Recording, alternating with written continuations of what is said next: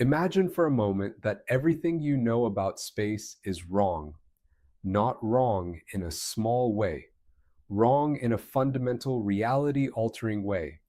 You see the night sky and you perceive it as vast, incomprehensibly vast. The stars are separated by distances so enormous that our minds can barely comprehend them. The nearest star to Earth is Proxima Centauri, about 4.24 light years away. That means if you traveled at the speed of light, the fastest speed anything can travel in the universe, it would take you over 4 years just to reach the next nearest star. And there are hundreds of billions of stars in our galaxy alone. And there are hundreds of billions of galaxies in the observable universe. The distances are staggering, incomprehensible, almost cruel in their magnitude. Space is a prison. It isolates worlds from each other. It prevents contact. It makes the universe feel cold and empty and fundamentally lonely. But what if that's not the real structure of space? What if the distances we perceive are illusions? What if reality is folded in on itself in ways we can't see? What if there are shortcuts hidden in the fabric of space-time itself? Tunnels through reality, bridges connecting distant points in the cosmos instantaneously. What if you could step through a gateway and emerge on the other side of the universe in an instant? That's not fantasy. That's not science fiction. That's a wormhole. And according to the mathematics of general relativity, one of the most successful and tested theories in all of physics, wormholes should exist. Pause. Now, whether they actually do exist in our universe is a different question. Whether they're stable enough to travel through is another question. Whether we'll ever develop the technology to create or use them is yet another question. But the mathematics says they're possible. And that changes everything because it suggests that the universe is fundamentally different from what our intuitions tell us. It suggests that reality is far stranger, far more complex, and far more connected than we ever imagined. In this video, we're going to explore wormholes in depth. We'll start with the basics. What exactly is a wormhole, and how could it possibly exist? We'll dig into the mathematics that makes them possible. We'll explore the different types of wormholes that physicists have theorized. We'll confront the serious problems that make them seem impossible in practice. We'll discuss whether we could ever detect one. And we'll explore the implications, both exciting and terrifying, of a universe that contains shortcuts through spacetime. By the end of this video, you'll understand why wormholes are one of the most profound mysteries in physics, and why they represent both the greatest hope for cosmic travel and the deepest threat to the stability of reality itself. This is going to be a long journey. 6 hours of exploration into one of the deepest questions in science. So settle in, get comfortable, and let's begin. Before we can understand wormholes, we need to understand the fabric they would exist within. We need to understand space-time. And to understand space-time, we need to go back to the beginning of physics. For most of human history, space and time seemed like separate things. Space was the stage on which everything happened, a three-dimensional void that contained all matter and energy. Time was the progression from past to future, a one-dimensional river flowing inexorably forward. They were distinct, separate, independent. This was the view of space and time that dominated physics for centuries. It was the view of Isaac Newton, who formalized the laws of motion and gravity in the late 1600s. In Newton's universe, space was absolute. It didn't change or interact with anything. It was just the container in which objects moved and forces acted. And time was absolute too. It flowed at the same rate everywhere. for everyone, always. A second on Earth was the same length as a second on Mars. A second for someone moving fast was the same length as a second for someone standing still. This seemed intuitive. It matched our everyday experience. And for most practical purposes, Newtonian physics worked perfectly. It allowed us to calculate planetary orbits.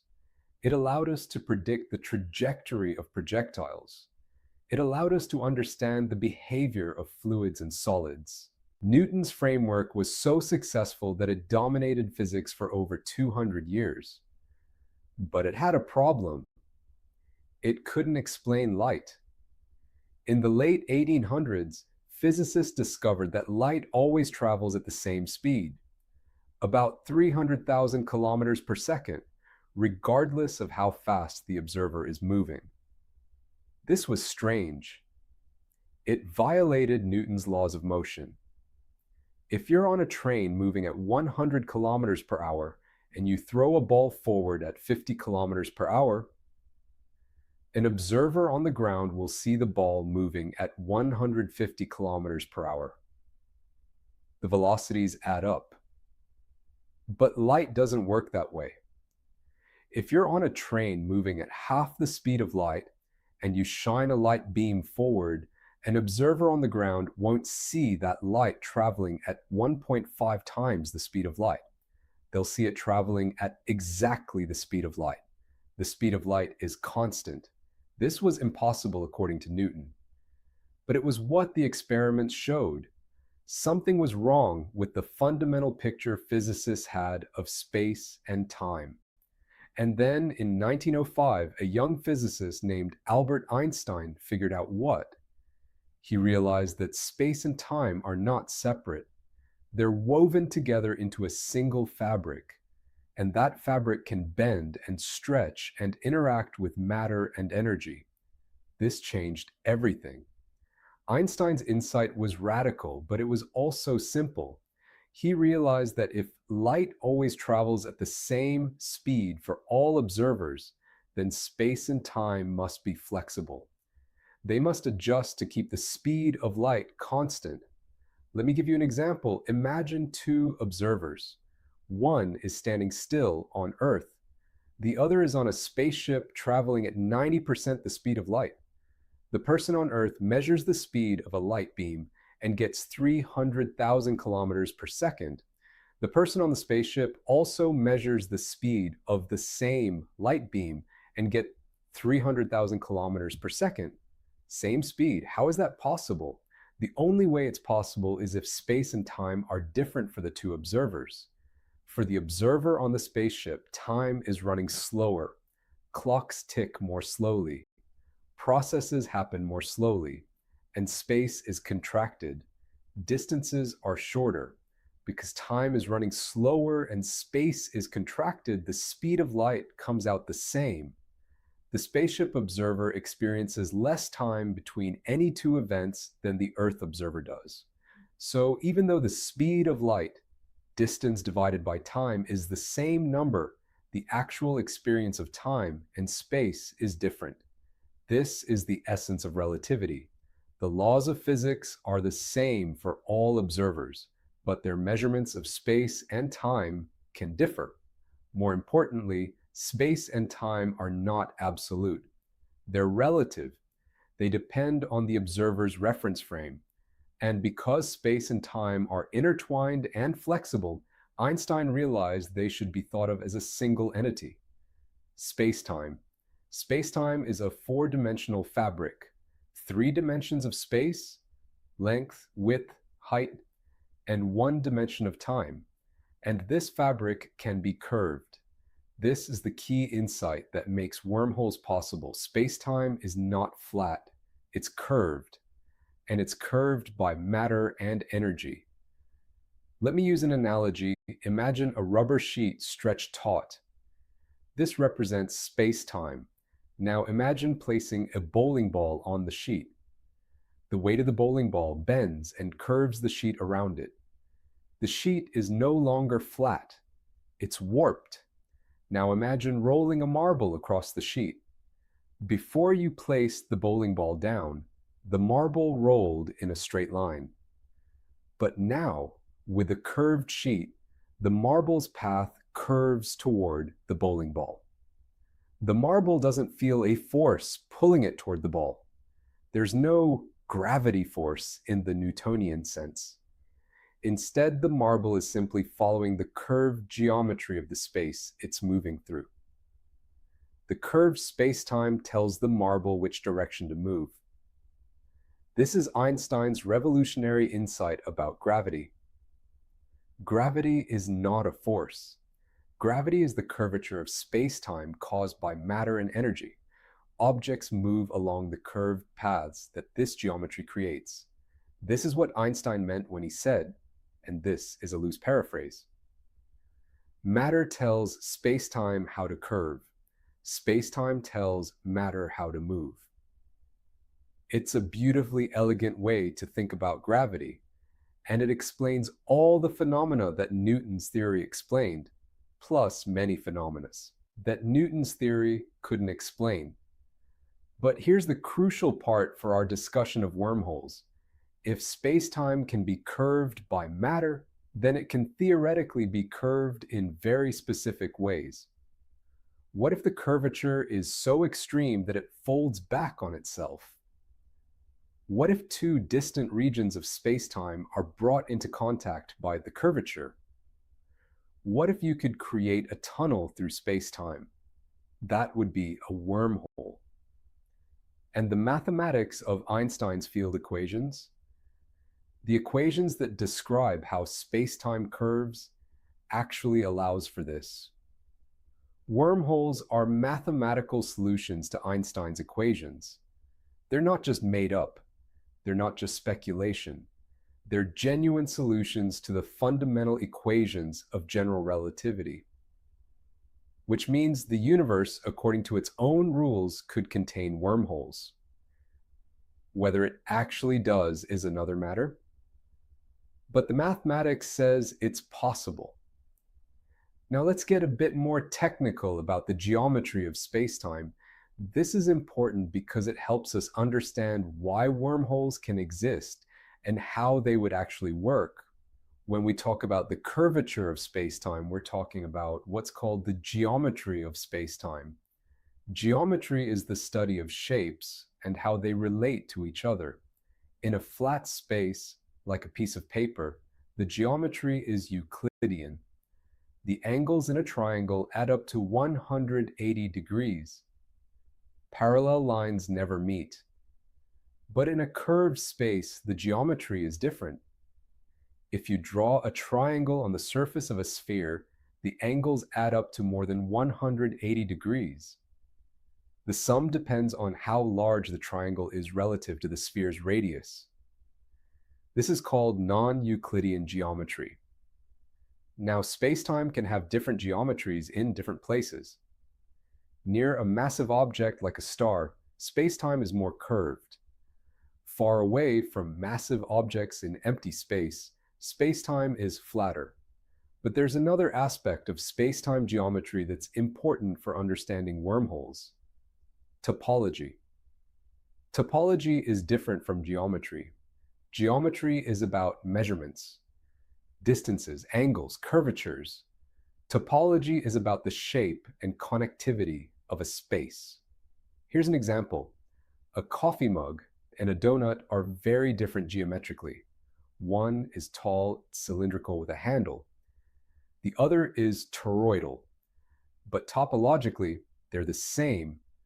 Both have a single hole through them. A topologist would say they have the same topology because you could continuously deform one into the other without tearing or gluing.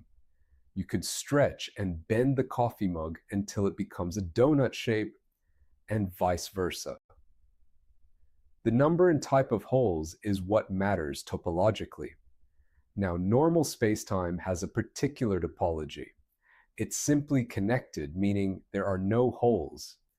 Any loop you draw in space-time can be continuously shrunk to a point without hitting any obstacles. But a wormhole would change the topology of space-time. A wormhole would be a hole in the topology of space-time. Imagine two distant regions of space-time that are connected by a tunnel. This tunnel would create a topological hole. A loop that goes through the wormhole could not be shrunk to a point without hitting the wormhole. So the presence of a wormhole would change the topological structure of space-time. This is why wormholes are sometimes called topological defects in space-time. They're violations of the simple, simply connected topology that we might naively expect space-time to have. Wormholes are not the only loophole hidden in Einstein's equations. There is another, and in some ways it is even stranger. In 1994, a Mexican theoretical physicist named Miguel Alcubierre was watching Star Trek. He was watching the Enterprise glide across the galaxy at impossible speeds, warping past stars, crossing light years in moments, and he began to wonder something that most viewers never do. Could this actually work? Not the ship, not the dilithium crystals, not the uniforms, the warp, the bending of space itself. Alcubierre sat down with Einstein's field equations, the same equations that gave us black holes, gravitational waves, and the expanding universe. And he asked them a simple question. If I wanted to move faster than light without ever locally exceeding the speed of light, what would space-time have to look like? The equations answered. And what they described has haunted physics ever since.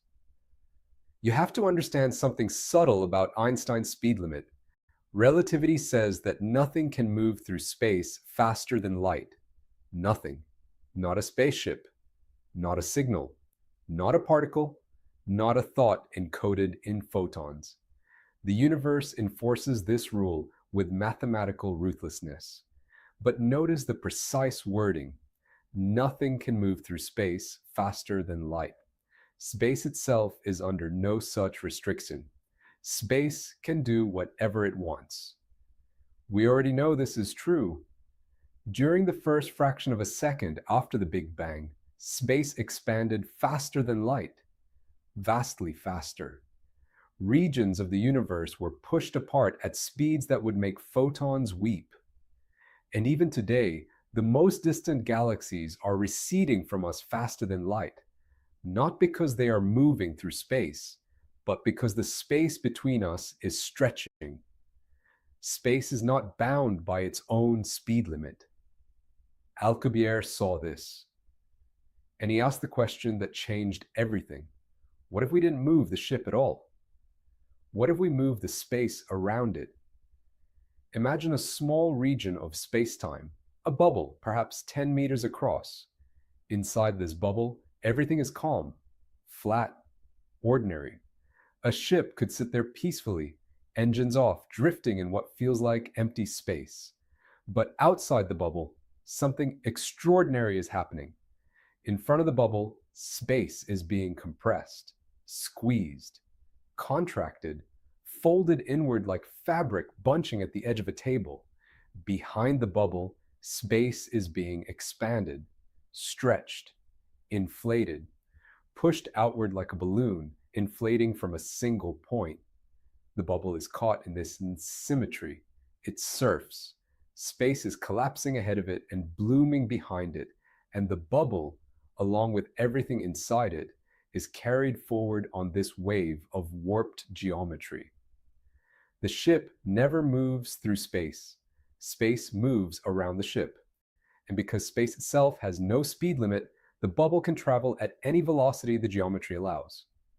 1 times the speed of light, 10 times, 1,000, 1,000,000. The mathematics does not care. Picture a starship the size of a small building. It sits inside a region of perfectly ordinary space-time, a pocket of flatness, an island of stillness. Around this island, space-time is doing something violent. Directly in front of the ship, the fabric of reality is being crushed into itself. Distances that used to be light years are compressed into meters. The stars ahead appear to rush toward the ship, not because the ship is moving, but because the space between them and the ship is vanishing. Directly behind the ship, space-time is unfolding at tremendous speed. New space is being created in the wake of the bubble, pushing the stars behind it away at superluminal velocities. Inside the bubble, the crew feels nothing, no acceleration, no time dilation, no forces pressing them into their seats. They are not moving. They cannot be moving because inside the bubble, space-time is flat and calm and boring, exactly the way space-time is on Earth right now. And yet, when they arrive at their destination, Proxima Centauri perhaps 4 light years away, only days have passed, or hours, or minutes if the warp factor was aggressive enough. They have crossed the impossible, and they have not broken a single law of physics. Alcubierre's original 1994 paper is short, elegant, almost minimalist. He defined a specific space-time metric, a mathematical description of how distances behave in a given region that produces exactly this effect. The metric describes a bubble of flat space surrounded by a thin shell of extreme curvature. In that shell, space-time is compressed on the leading edge and expanded on the trailing edge. The bubble moves along a chosen trajectory at any velocity you specify. The equations balance. They are consistent with general relativity. They contain no mathematical errors, no hidden contradictions, no forbidden divergences. Einstein's own theory permits this, but, and here is where the story darkens, Einstein's theory permits it only if certain conditions are met. And those conditions are, to put it gently, catastrophic. Just like traversable wormholes, the Alcubierre drive requires negative energy density. To compress space in front of the bubble and expand it behind, you need matter, or rather some form of stuff, that gravitates in the wrong direction. Stuff that repels instead of attracts. Stuff that has, in some sense, less than nothing. This is exotic matter. The same exotic matter we needed to hold a wormhole open. The same exotic matter that violates every classical energy condition we know. The same exotic matter that has never, in the history of human observation, been found in any form we can control. And the amount required is once again staggering. Alcubierre's original calculations suggested that a warp bubble large enough to enclose a small ship would require negative energy equivalent to the mass of Jupiter, converted entirely into exotic matter. Later refinements made things worse. Some estimates ballooned the requirement to the mass of the entire observable universe for a single trip to a single star. But the story does not end there. In 1999, physicist Chris van den Broek proposed a modification. By making the inside of the bubble geometrically enormous while keeping the outside microscopically small, a kind of TARDIS-like trick, he reduced the energy requirement by many orders of magnitude. Suddenly, the mass of the universe became the mass of a large sun. Still absurd, but less absurd. In 2021, physicist Eric Lentz proposed a warp drive based on a specific arrangement of positive energy plasmas, arguing that a subluminal warp bubble might be achievable without exotic matter at all. His claims have been disputed. The mathematics is still being scrutinized, but it opened a door that many physicists thought was permanently locked. Also in 2021, Alexei Bobrik and Gianni Martir published a paper classifying an entire family of warp drive geometries, some subluminal, some superluminal, and identifying the physical conditions each would require. Their work reframed the warp drive not as a single exotic solution, but as a category of spacetimes, some of which might be far more achievable than Alcubierre's original. None of this means we can build a warp drive. Not next year, not next century, perhaps not ever. But the theoretical landscape has shifted. What was once dismissed as pure fantasy is now something physicists publish papers about in serious journals. The door is open, even if the room beyond it is very dark. Even if we had exotic matter, even if we had oceans of it, refineries producing it by the ton, the Alcubierre drive would still face problems that may be unsolvable.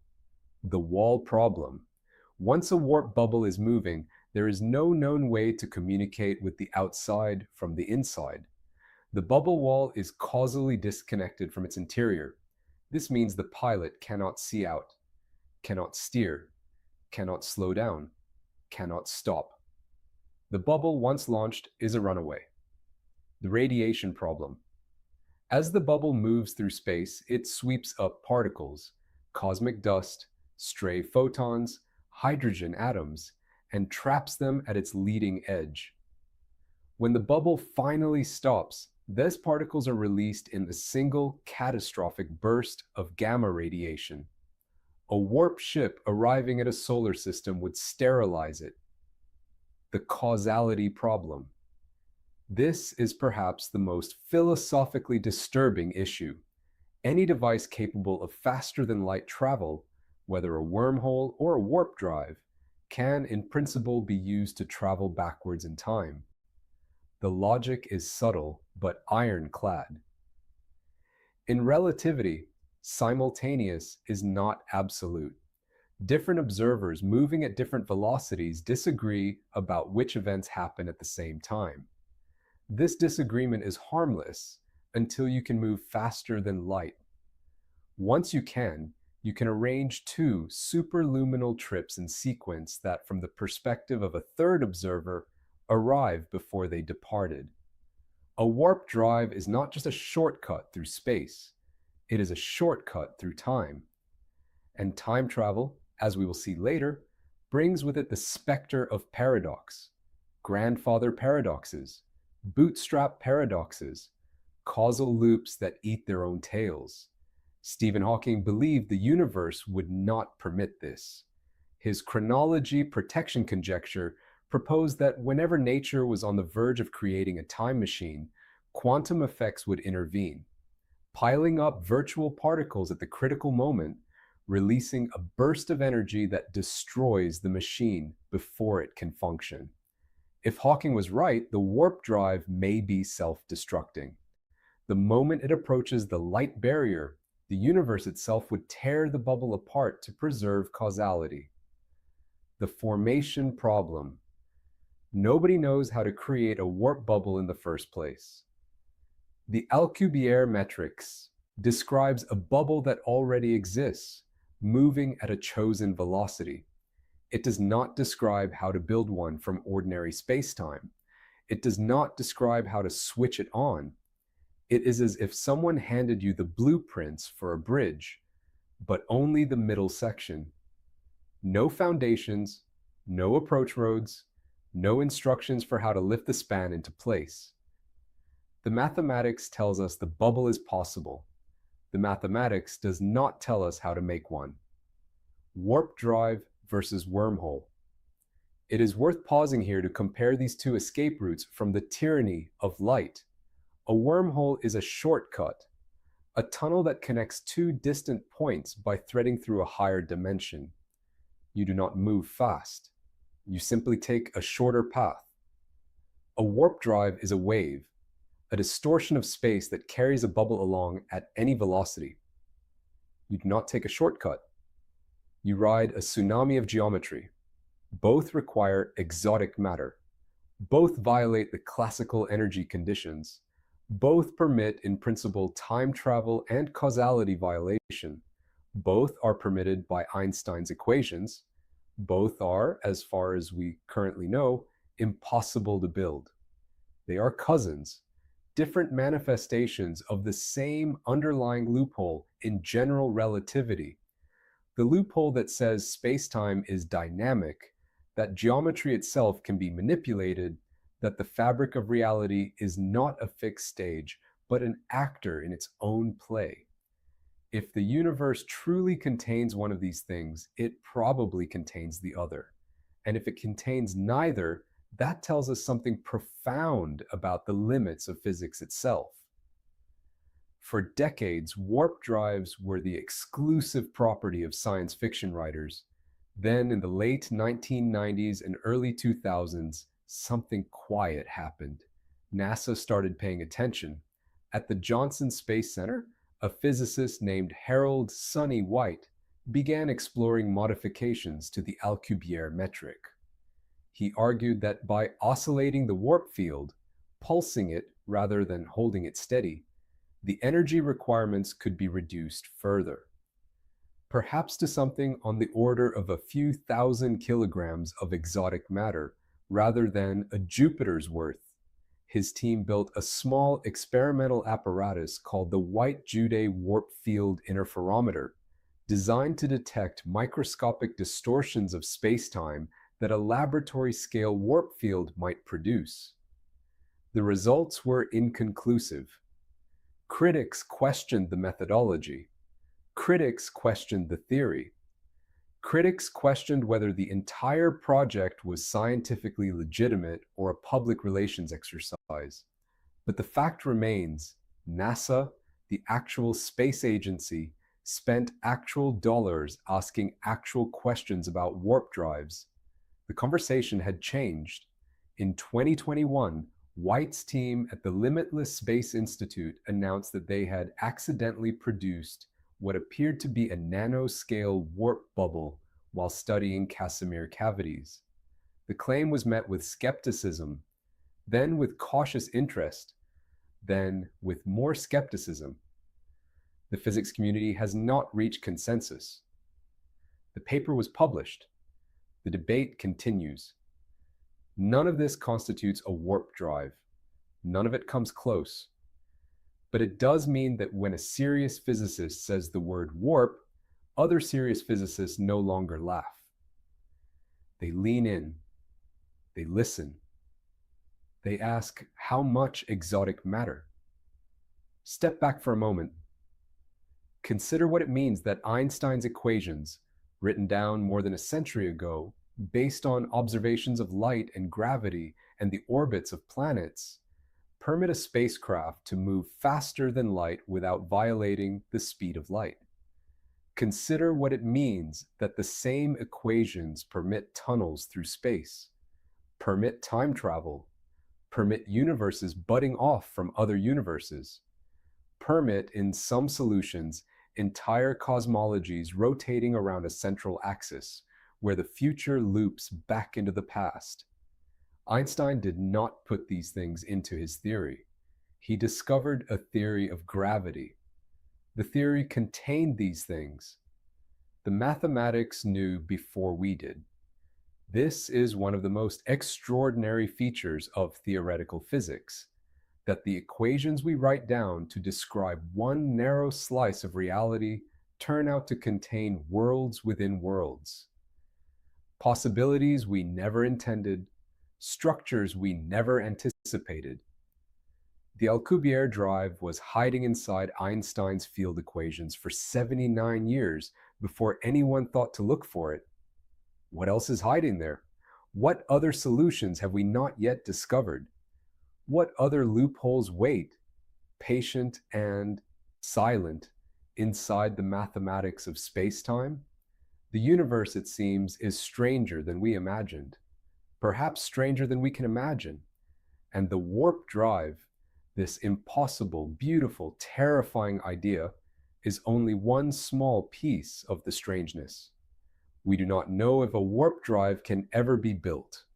We do not know if exotic matter exists in a controllable form. We do not know if the causality problems can be resolved, or if the universe itself would refuse to permit such a machine. We do not know if the wall problem can be solved, or if any pilot would ever survive the radiation, or if any civilization could ever gather the energy required. We do not know, but we know this. The equations permit it. The mathematics does not forbid it. Somewhere in the deep architecture of reality, there is a door. We can see the outline of it in the equations. We can trace its edges in the mathematics. We can describe in exquisite detail what would happen if we opened it. We simply do not have the key. Not yet.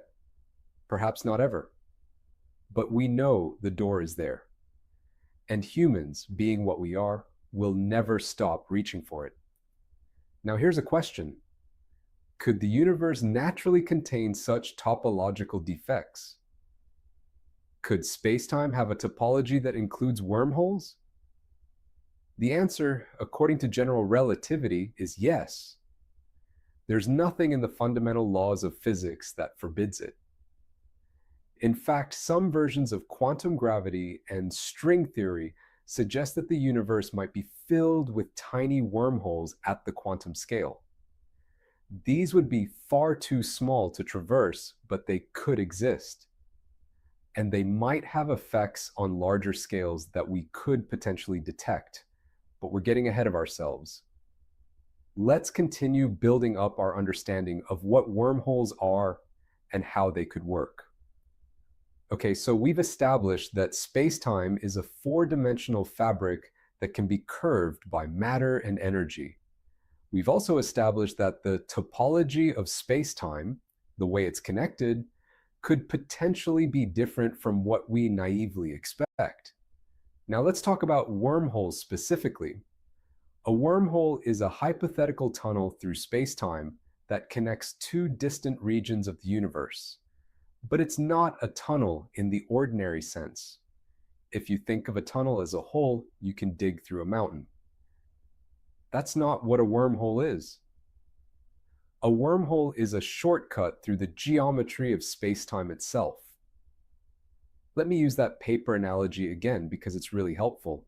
Imagine a piece of paper representing space-time. Now draw two dots on opposite sides of the paper. In normal space-time, if you want to travel from one dot to the other, you have to travel across the surface of the paper.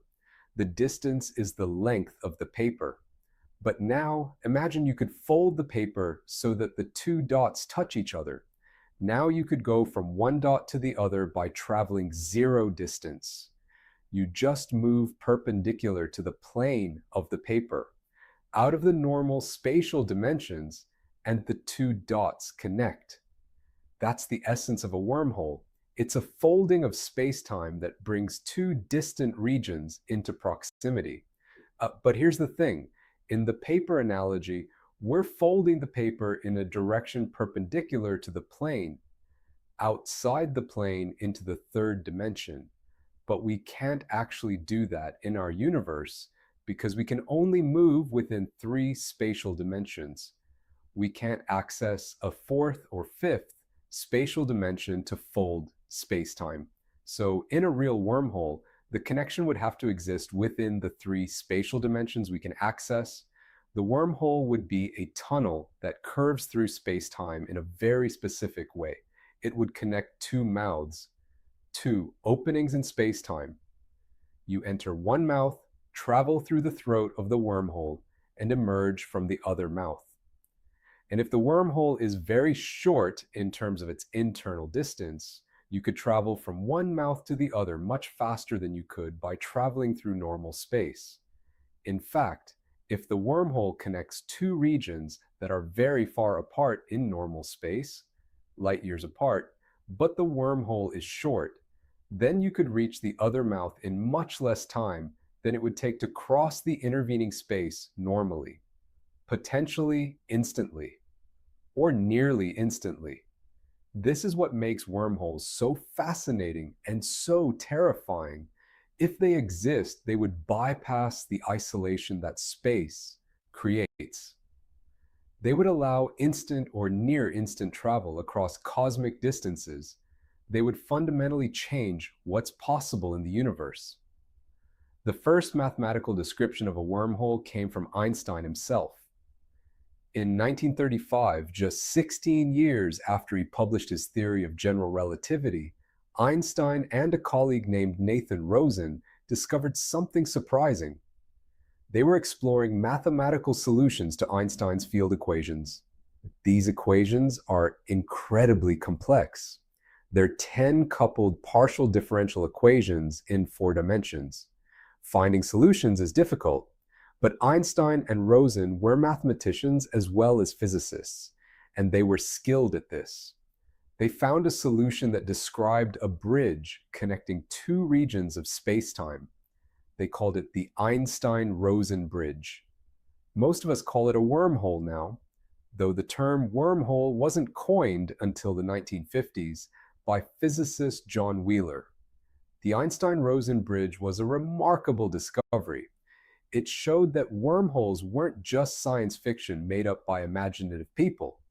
They were legitimate mathematical solutions to the equations that describe gravity and spacetime. If the equations allow for wormholes, then wormholes are possible, at least in principle. But Einstein and Rosen noticed something troubling about their solution. The wormhole was unstable. In their solution, the two mouths of the wormhole, the two openings, would collapse immediately. The throat of the wormhole, the narrow part connecting the two mouths, would pinch closed in an infinitesimal amount of time. It would be like having a door that closes the instant it opens.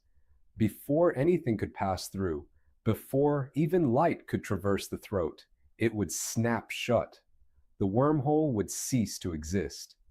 This was deeply frustrating. Here was a mathematical object that could connect distant regions of space-time instantaneously, but it would be absolutely useless for travel because it would collapse before you could use it. Einstein and Rosen published their results anyway, but they noted the problem, and this problem would haunt wormhole research for decades to come. How do you keep a wormhole open? How do you prevent the throat from collapsing? And is it even theoretically possible? The stability problem is crucial to understanding why wormholes are so difficult to work with. Let me explain the physics behind it. When you have a wormhole, a throat connecting two regions of spacetime, there are forces acting to close it.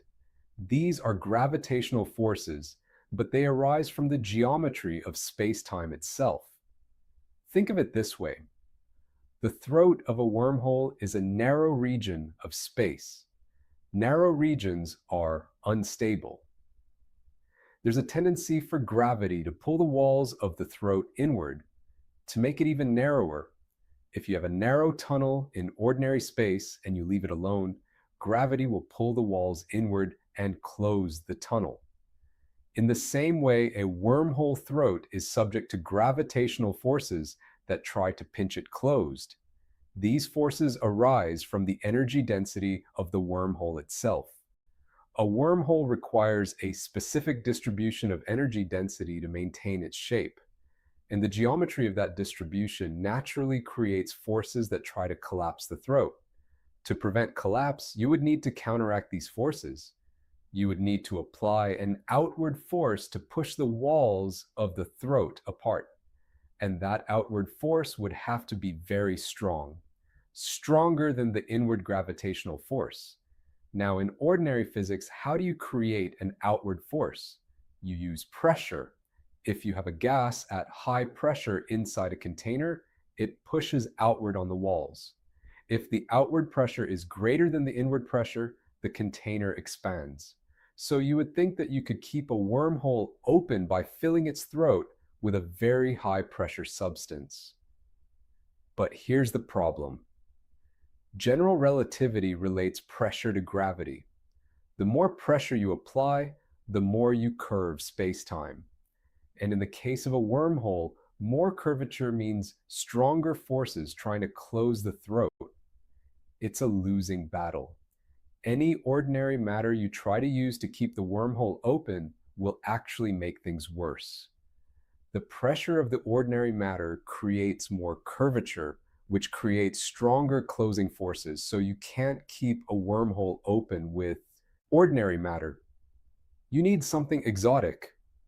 You need matter with negative energy density, or more precisely, you need matter with negative mass.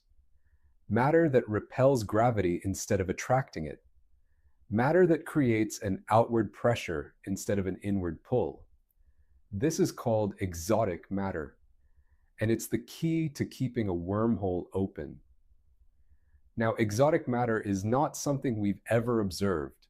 We don't know if it exists, but let's talk about what it would be. In ordinary matter, the matter that makes up you and me and the Earth and the stars, mass is positive.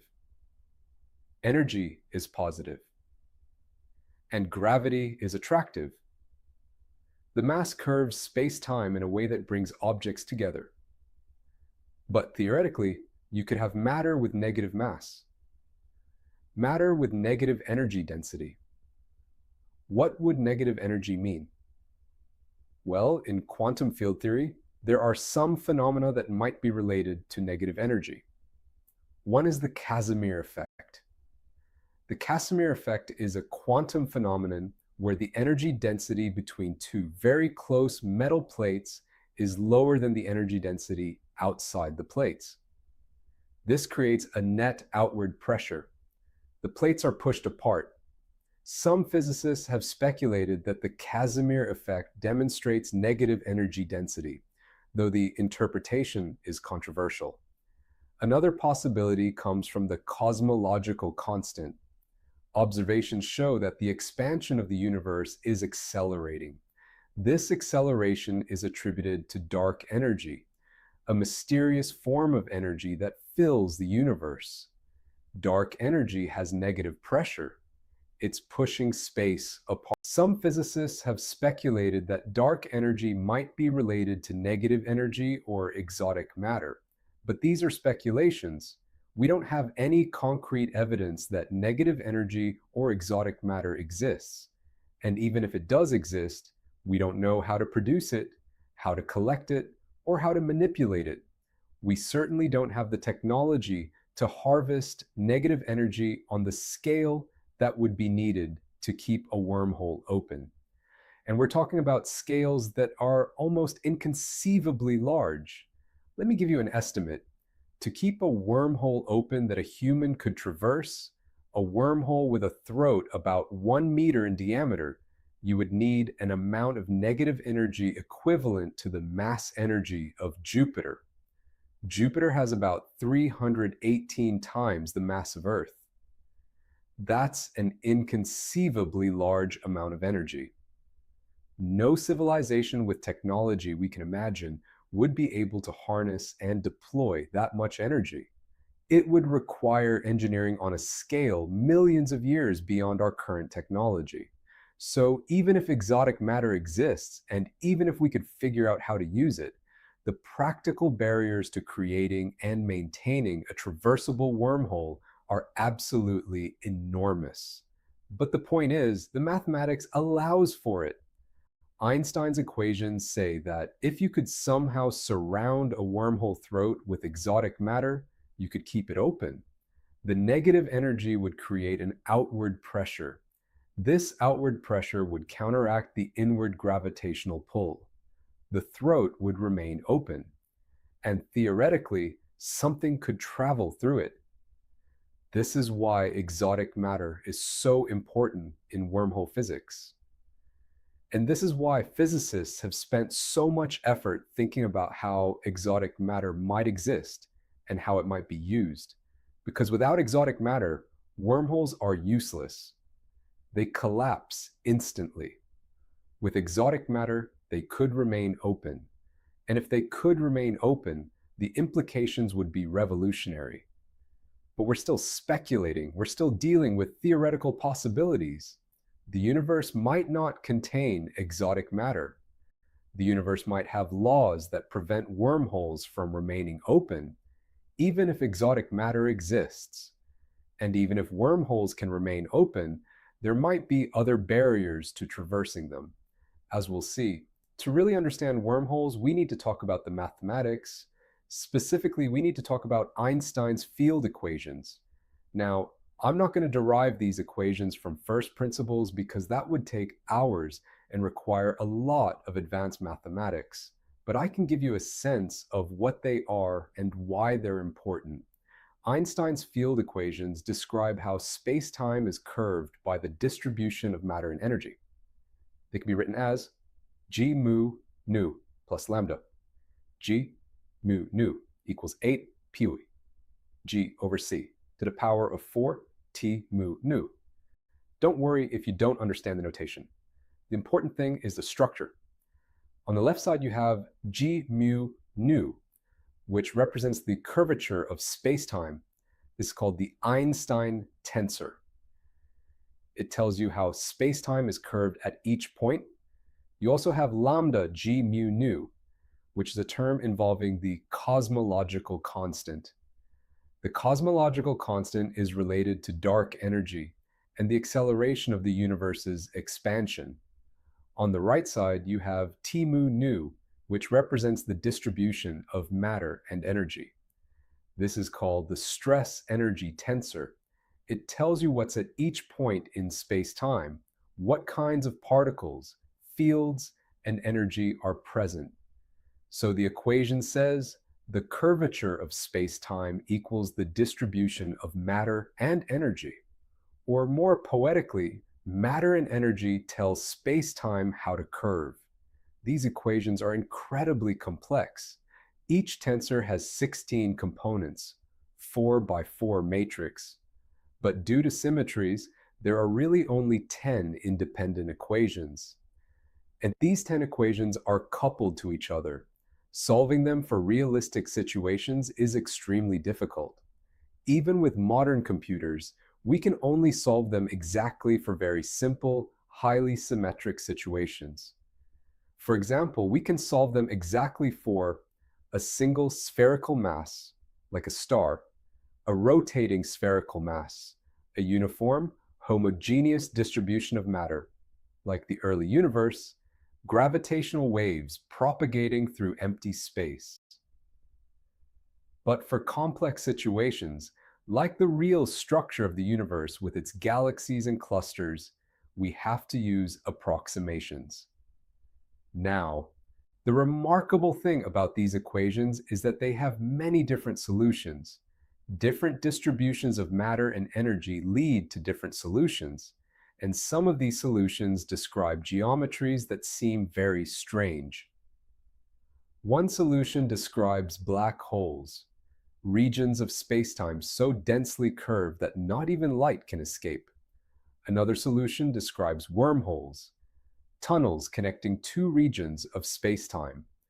Another describes a universe that expands uniformly, like the one we observe. Another describes a universe that rotates, and so on. The existence of these mathematical solutions doesn't mean they correspond to anything real in nature, but it does mean they're not forbidden by the laws of physics. A wormhole is a valid solution to Einstein's equations, which means the universe, according to its own rules, could contain wormholes. Whether it actually does is an empirical question. But mathematically, wormholes are possible. Now let's talk about a specific solution to Einstein's equations that's relevant to wormholes. It's called the Schwarzschild solution. It's named after Karl Schwarzschild, a German physicist who found it in 1916, just a few months after Einstein published general relativity. The Schwarzschild solution describes the geometry of spacetime around a non-rotating spherical mass. It's what you get when you solve Einstein's equations for a sphere of matter with uniform density. The solution is given by the metric, a mathematical object that describes distances in spacetime. ds squared equals minus, open parenthesis 1, minus 2, gm over r, c squared, close, parenthesis dt squared plus open parenthesis 1, minus 2, gm over r, c squared, close parenthesis, to the power of minus 1, dr squared plus r squared, open parenthesis d, theta squared plus sine squared theta d phi squared, close, parenthesis. Again, don't worry about the notation. The point is that this mathematical expression describes how distances work in spacetime around a massive object. And one of the features of this solution is that it contains an event horizon. An event horizon is a boundary in spacetime beyond which nothing, not even light, can escape. For a mass m, the event horizon is at a distance called the Schwarzschild radius. R sub s equals 2, g m over c squared for Earth. The Schwarzschild radius would be about 9 millimeters. For the Sun, it would be about 3 kilometers. But if all that mass were compressed inside the Schwarzschild radius, it would become a black hole. Now here's the interesting thing about the Schwarzschild solution. If you extend it mathematically beyond the event horizon, you get a wormhole. Specifically, you get what's called a non-traversable wormhole, or Schwarzschild wormhole. It's a bridge connecting two regions of spacetime. But as we discussed, it's unstable. The throat collapses, and you can't travel through it, but the mathematical structure is there. A wormhole is embedded in the solution. This was one of the first indications that wormholes were not just wild speculation. They were implicit in the very mathematics that describes gravity. Another important solution to Einstein's equations is the Reissner-Nordström solution. This describes the geometry of spacetime around a charged, non-rotating spherical mass. It's similar to the Schwarzschild solution, but it includes the effects of electric charge. The Reissner-Nordström solution is interesting because it contains not just one event horizon, but two. There's an outer event horizon and an inner event horizon, and between them is a region of space-time that has some remarkable properties. In the Reissner-Nordström solution, you can theoretically pass through the outer event horizon, travel through the region between the two horizons, and then pass through the inner event horizon. And on the other side of the inner event horizon, you could emerge in a different universe. Or you could emerge in a different region of your own universe. In effect, the region between the two horizons acts as a wormhole, a tunnel connecting different parts of spacetime. This is more interesting than the Schwarzschild solution because it suggests a possible traversable path through the wormhole. But there are major problems with this solution, as we'll discuss. The main problem is that the spacetime near the inner event horizon is incredibly unstable.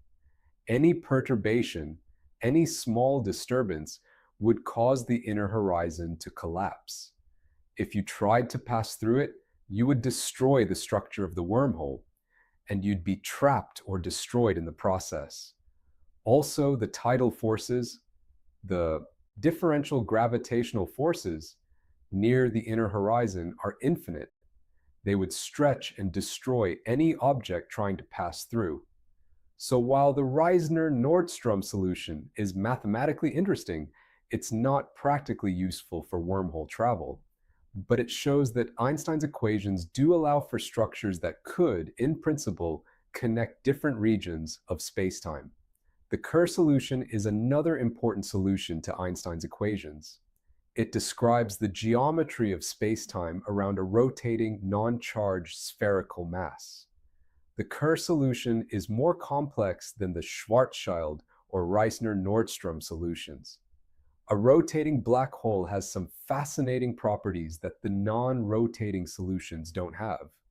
One is that it has an ergosphere, a region around the event horizon where space-time itself is dragged around by the rotation. If you're in the ergosphere, you can't remain stationary relative to the distant universe. You must move with the rotation. Another feature is that the Kerr solution also contains a potential wormhole structure. Some physicists have speculated that if you could somehow enter a rotating black hole at exactly the right angle, you might be able to traverse a wormhole within it.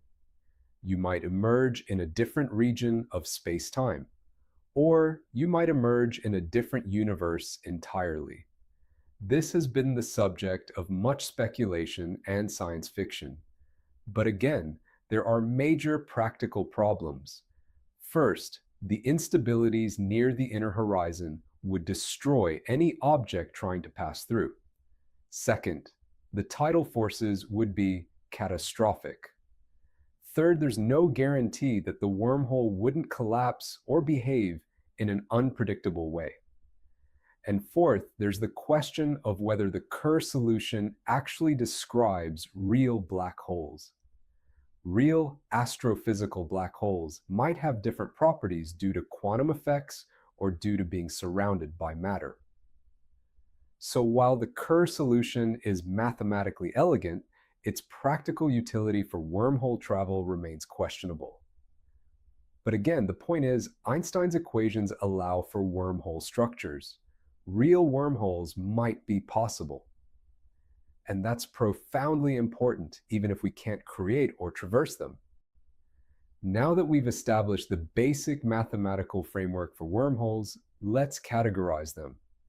There are different types of wormholes, and it's important to understand the distinctions. The most important distinction is between traversable and non-traversable wormholes.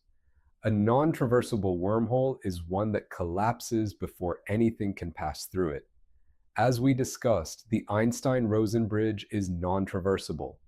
The Schwarzschild wormhole is non-traversable. These wormholes have throats that pinch closed in 0 time. The geometry doesn't permit passage. If you tried to go through, the wormhole would collapse around you. You would be trapped and destroyed.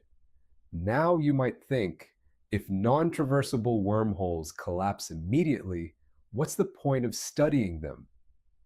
Well, there are actually several reasons. First, non-traversable wormholes might still exist in nature. They could be remnants of the early universe, or they could be formed by quantum fluctuations. Even if we can't use them for travel, their existence would tell us something profound about the nature of spacetime. Second, non-traversable wormholes are connected to one of the most exciting ideas in modern physics, the ER equals EPR conjecture. This is a proposal by Leonard Susskind and Juan Maldacena that links two seemingly unrelated concepts: Einstein-Rosen bridges, wormholes, and Einstein-Podolsky-Rosen pairs, entangled particles. The idea is that two entangled particles are actually connected by a tiny, non-traversable wormhole. If this is true, then entanglement, which Einstein called spooky action at a distance, is actually a manifestation of the topological connectivity of space-time. This would be a massive breakthrough in our understanding of quantum gravity. It would mean that the glue that holds space-time together is actually quantum entanglement. So non-traversable wormholes, while useless for spaceships, might be the key to understanding the very fabric of reality. But for those of us interested in cosmic travel, the real interest lies in the other category: traversable wormholes.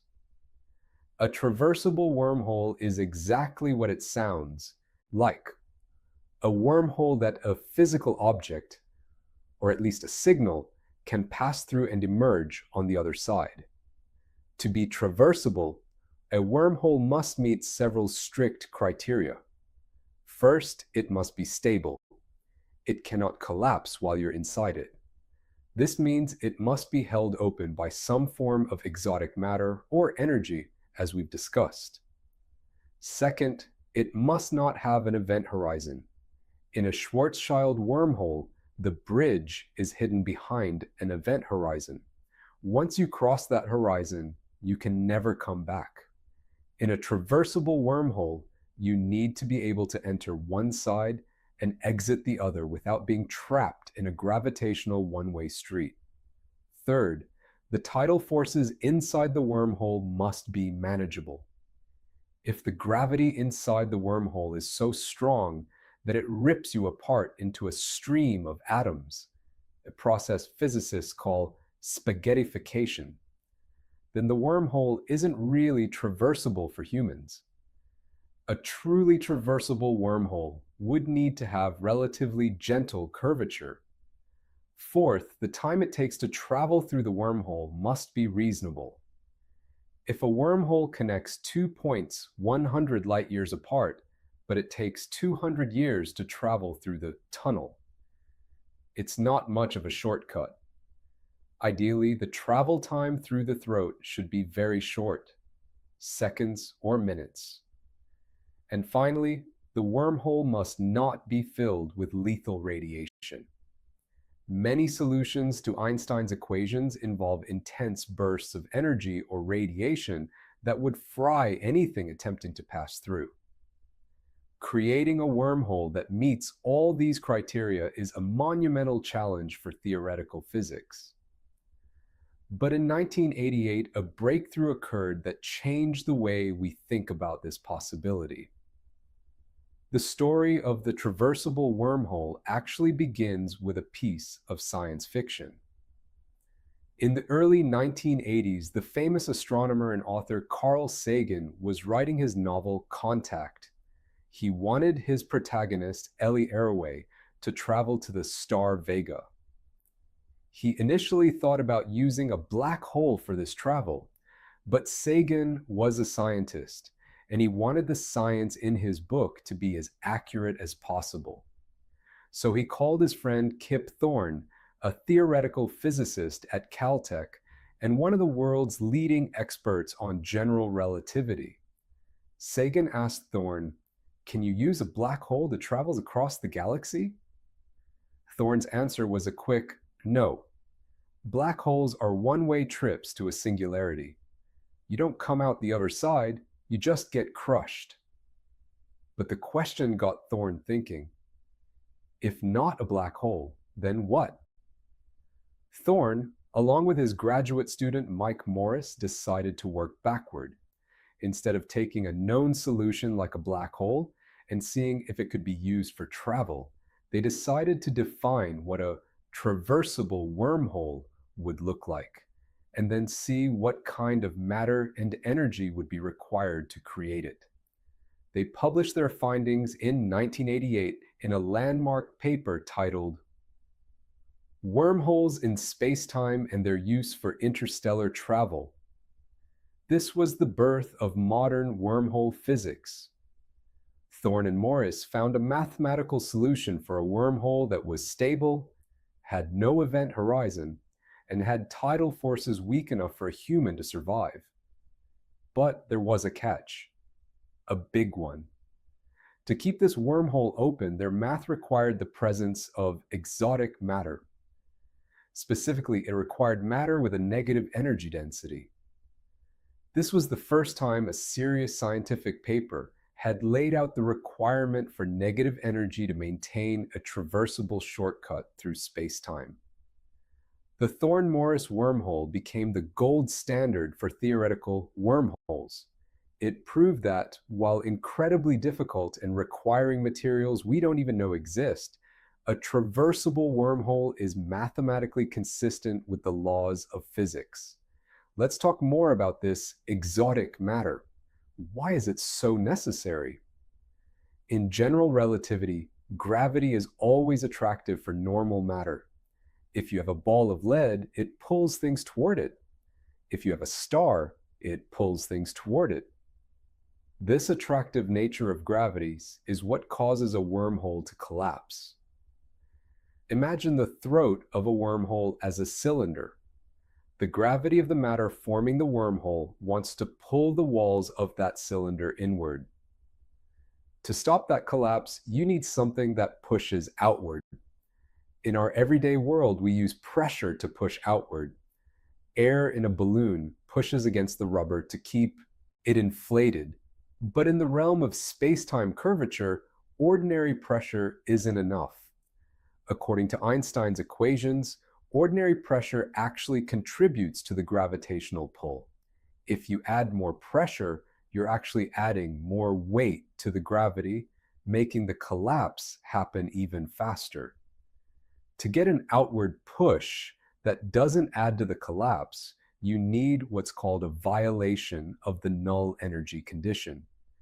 You need matter that has more negative pressure than it has positive energy density. This is what we mean by exotic matter. It's matter that effectively has negative mass. If you had a ball of exotic matter and you dropped it on Earth, it wouldn't fall down. It would fall up. It would be repelled by the Earth's gravity. Now, does this stuff actually exist? As we mentioned earlier, we see hints of it in quantum mechanics. The Casimir effect is the most famous example.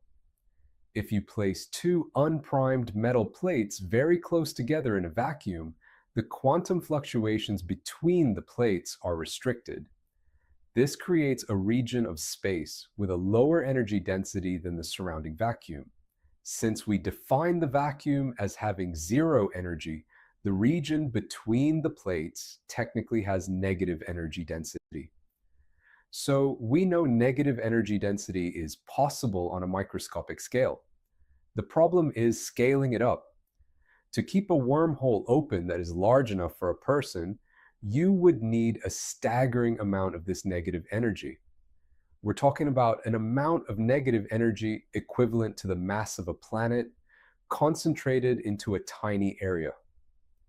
Currently, we have no idea how to generate that much negative energy, or how to shape it into a strut to hold a wormhole open. But the fact that the Casimir effect exists means that the laws of physics don't strictly forbid negative energy. The door is cracked open, even if only by a tiny amount.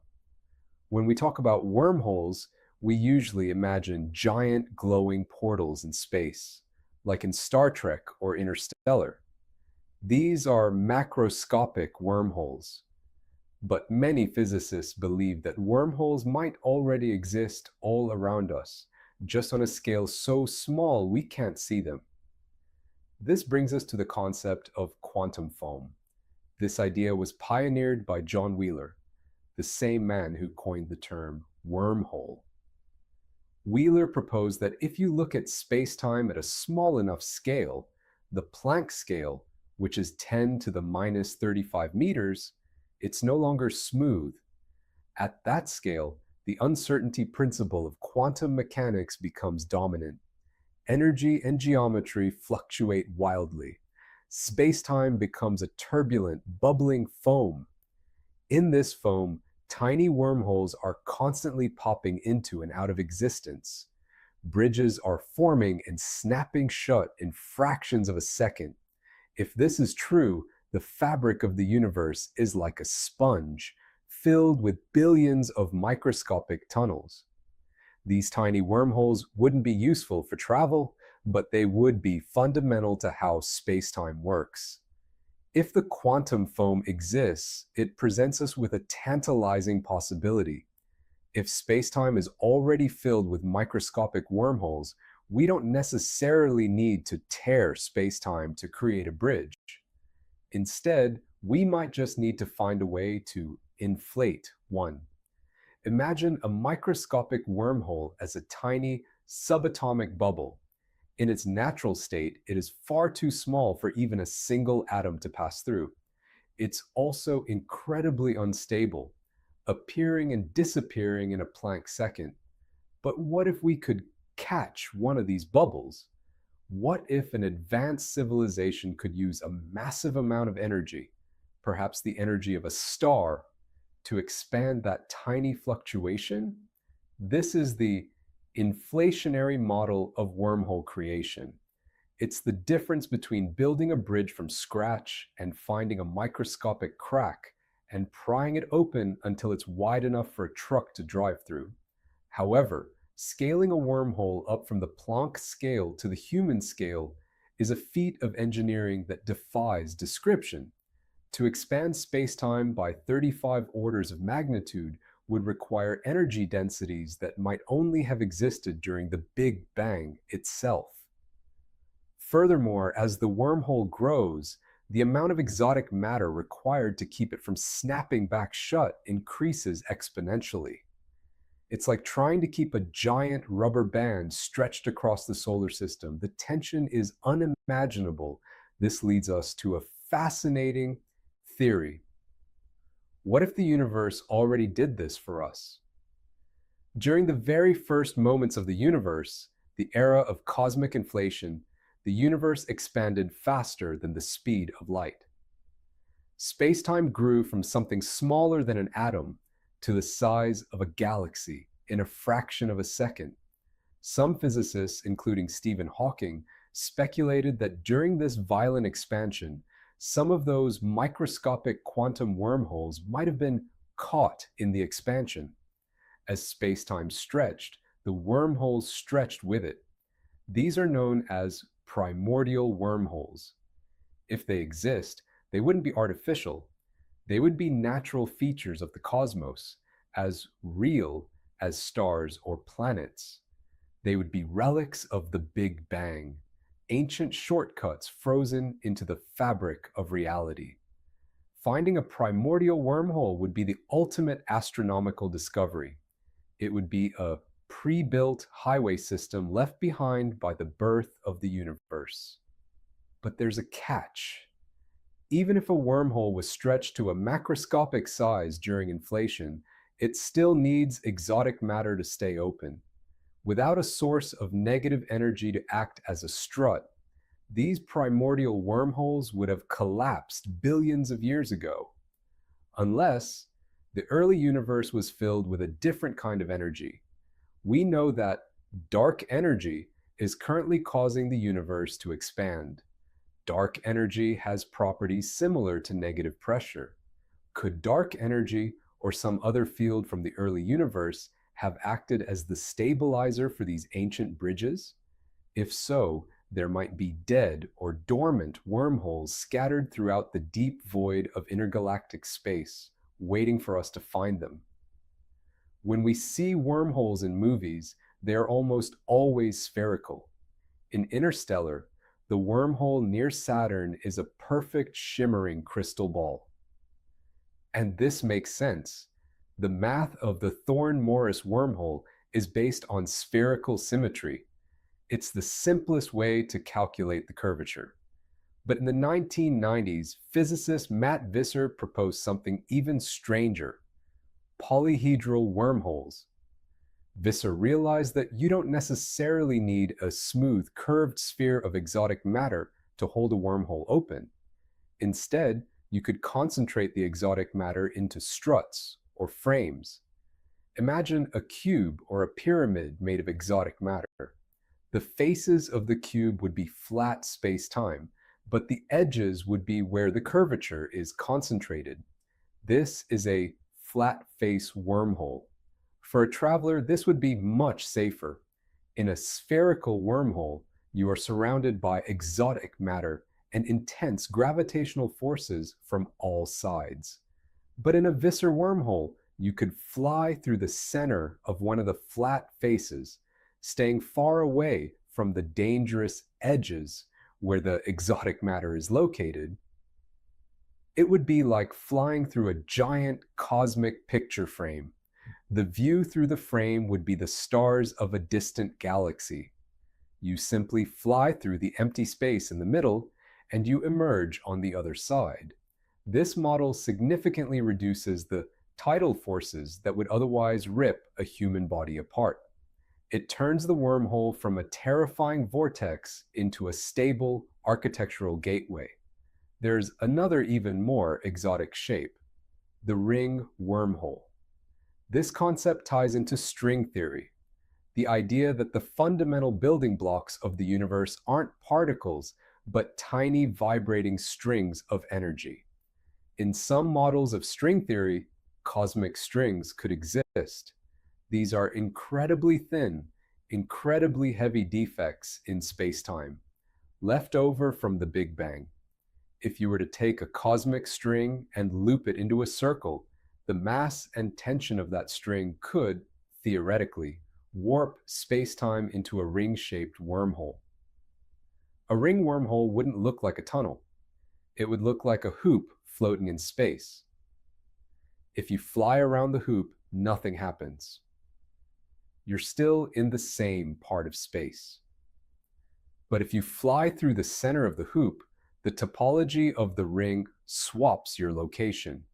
You pass through the 2D plane of the ring and emerge in a different solar system. The math for ring wormholes is incredibly complex because it involves rotating solutions of general relativity. But for an advanced civilization, a ring wormhole might be the most efficient design. It requires less exotic matter than a sphere and provides a clear, unobstructed path for spaceships. It's the Stargate. To understand the most famous type of wormhole, we have to look at the mirror image of a black hole. We all know what a black hole is, a region of space where gravity is so strong that nothing can escape.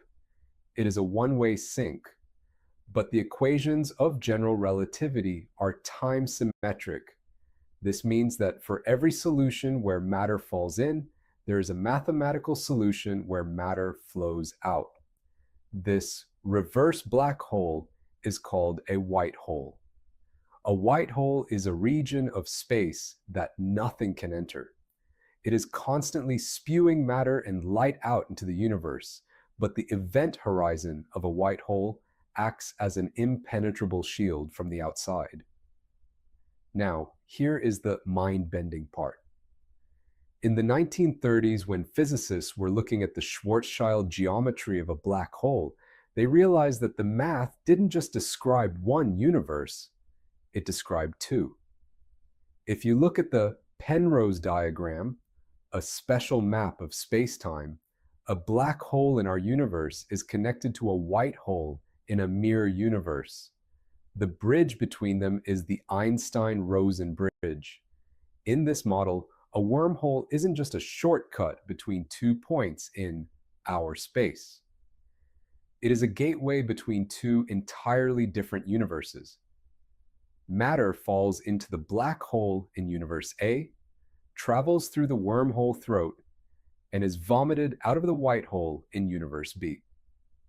For decades, this was considered a mathematical curiosity, a ghost in the equations. But as we've learned more about the nature of the Big Bang, some scientists have asked, could our own Big Bang have been the white hole end of a wormhole? Could our entire universe have been born from the matter falling into a black hole in another older universe? If this is true, then wormholes aren't just part of the universe. Wormholes are the parents of the universe. There is, however, a massive problem with the black hole/white hole connection, and that problem is the singularity. In a standard black hole, all the matter that falls in is crushed down to a point of infinite density, the singularity. At the singularity, the laws of physics break down. Time stops. Space ends. If you're crushed into a singularity, you can't exactly emerge out of a white hole on the other side. You've been deleted from reality.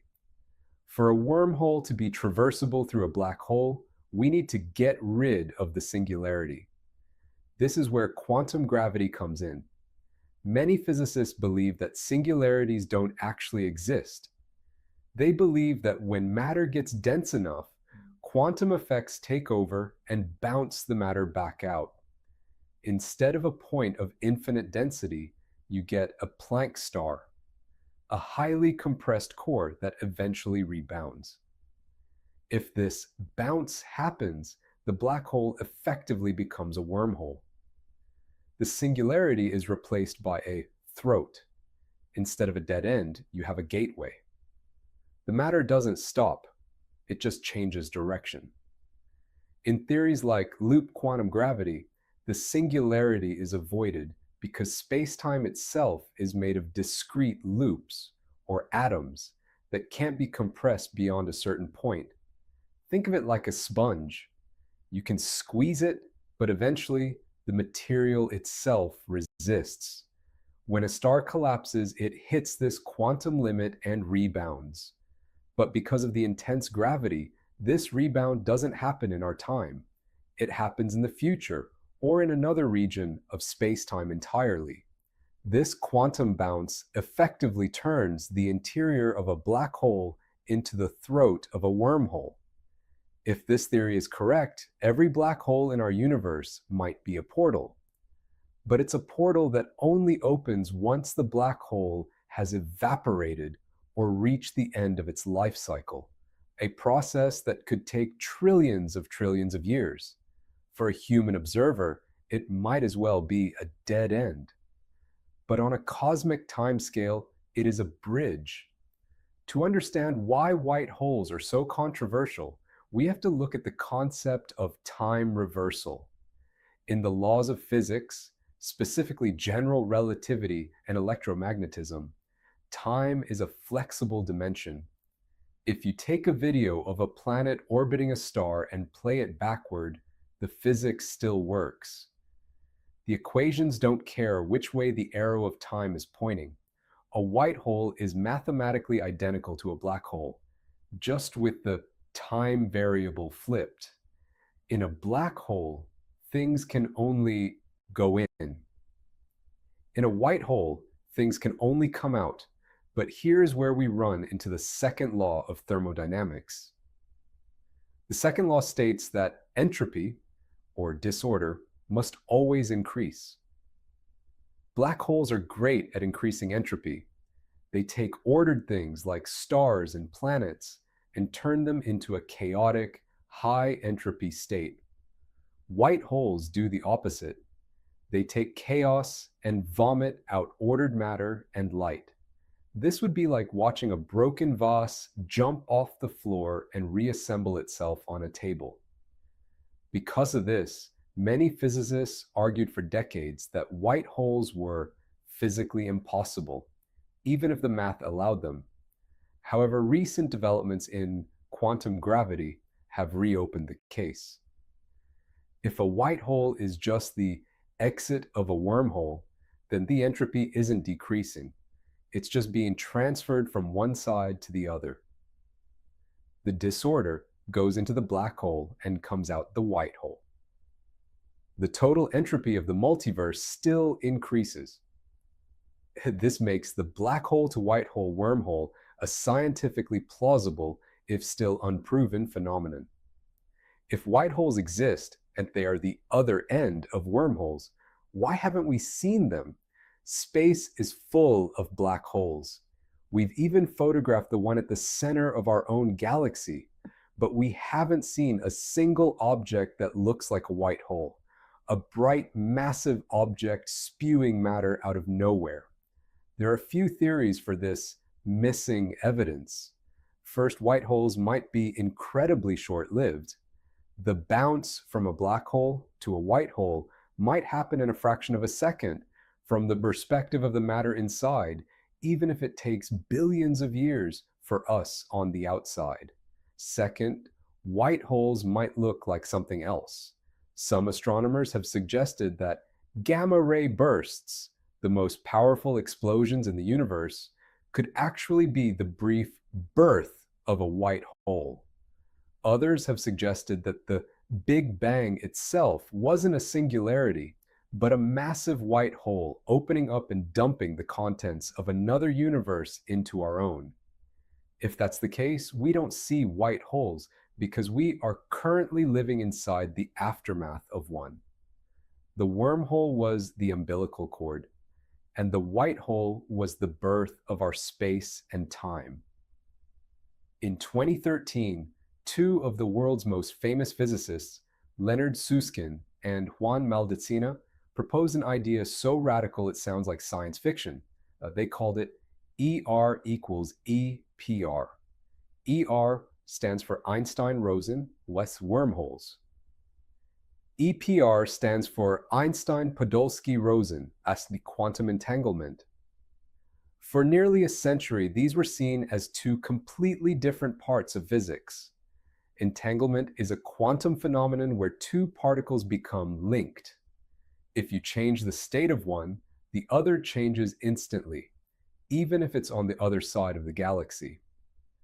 Einstein called this spooky action at a distance. Susskind and Maldacena proposed that this spooky connection isn't magic. They suggested that two entangled particles are literally connected by a microscopic wormhole. The link between the particles is a physical bridge in the fabric of space-time. If this is true, then wormholes aren't just rare anomalies in deep space. They are the threads that sew the universe together. Every time two particles interact and become entangled, a tiny, non-traversable wormhole is born.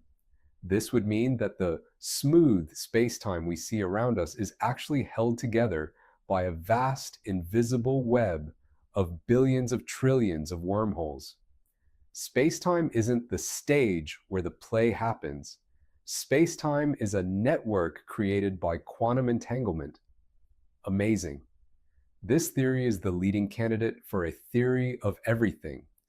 It bridges the gap between the very large, gravity, and the very small, what's quantum mechanics. It suggests that gravity is just what happens when you have a lot of entangled wormholes in one place. In this view, a traversable wormhole, the kind we see in movies, would just be a very large, very organized collection of quantum. We wouldn't be building a bridge, we would be weaving one out of the very fabric of reality. If you can travel through space faster than light, you can theoretically travel through time. This is the most controversial aspect of wormhole physics. Because space and time are linked as space-time, a shortcut through space is also a shortcut through time. Kip Thorne was the first to realize that a traversable wormhole could be turned into a time machine. Here's how it works. Imagine you have a wormhole with two mouths, A and B, sitting next to each other on Earth. You take mouth B, put it on a spaceship, and fly it away at near the speed of light for a year, then bring it back. Because of time dilation, a proven effect of Einstein's relativity, time moves slower for the moving mouth. When mouth B returns to Earth, it might be 10 years in the future for the people on Earth. But for the clock inside the wormhole, only 1 year has passed. The two mouths are now out of sync in time. If you step into mouth A on Earth, you will emerge from mouth B 9 years in the past. You have created a closed time-like curve, a loop in time. This isn't just a fun what if. This is a direct mathematical consequence of the laws of general relativity. If traversable wormholes exist, then time machines are possible. And that is where the trouble really begins. The moment you introduce time travel, you introduce paradoxes. The most famous is the grandfather paradox. If you travel back in time through a wormhole and prevent your grandfather from meeting your grandmother, then you are never born. But if you are never born, you can't go back in time to stop them. So you are born, which means you do go back, which means you aren't born. The universe becomes a logical impossibility. Physicists hate logical impossibilities. There are two main ways to solve this. The first is the many worlds interpretation. When you go back in time, you aren't going back into your own history. You are entering a parallel universe. You can stop your grandfather there, and it doesn't affect your origin in your home universe. The second is the Novikov self-consistency principle. This theory suggests that the laws of physics will simply prevent you from changing anything. If you try to shoot your grandfather, the gun will jam. Or you'll miss. Whatever you do in the past has already happened in your history.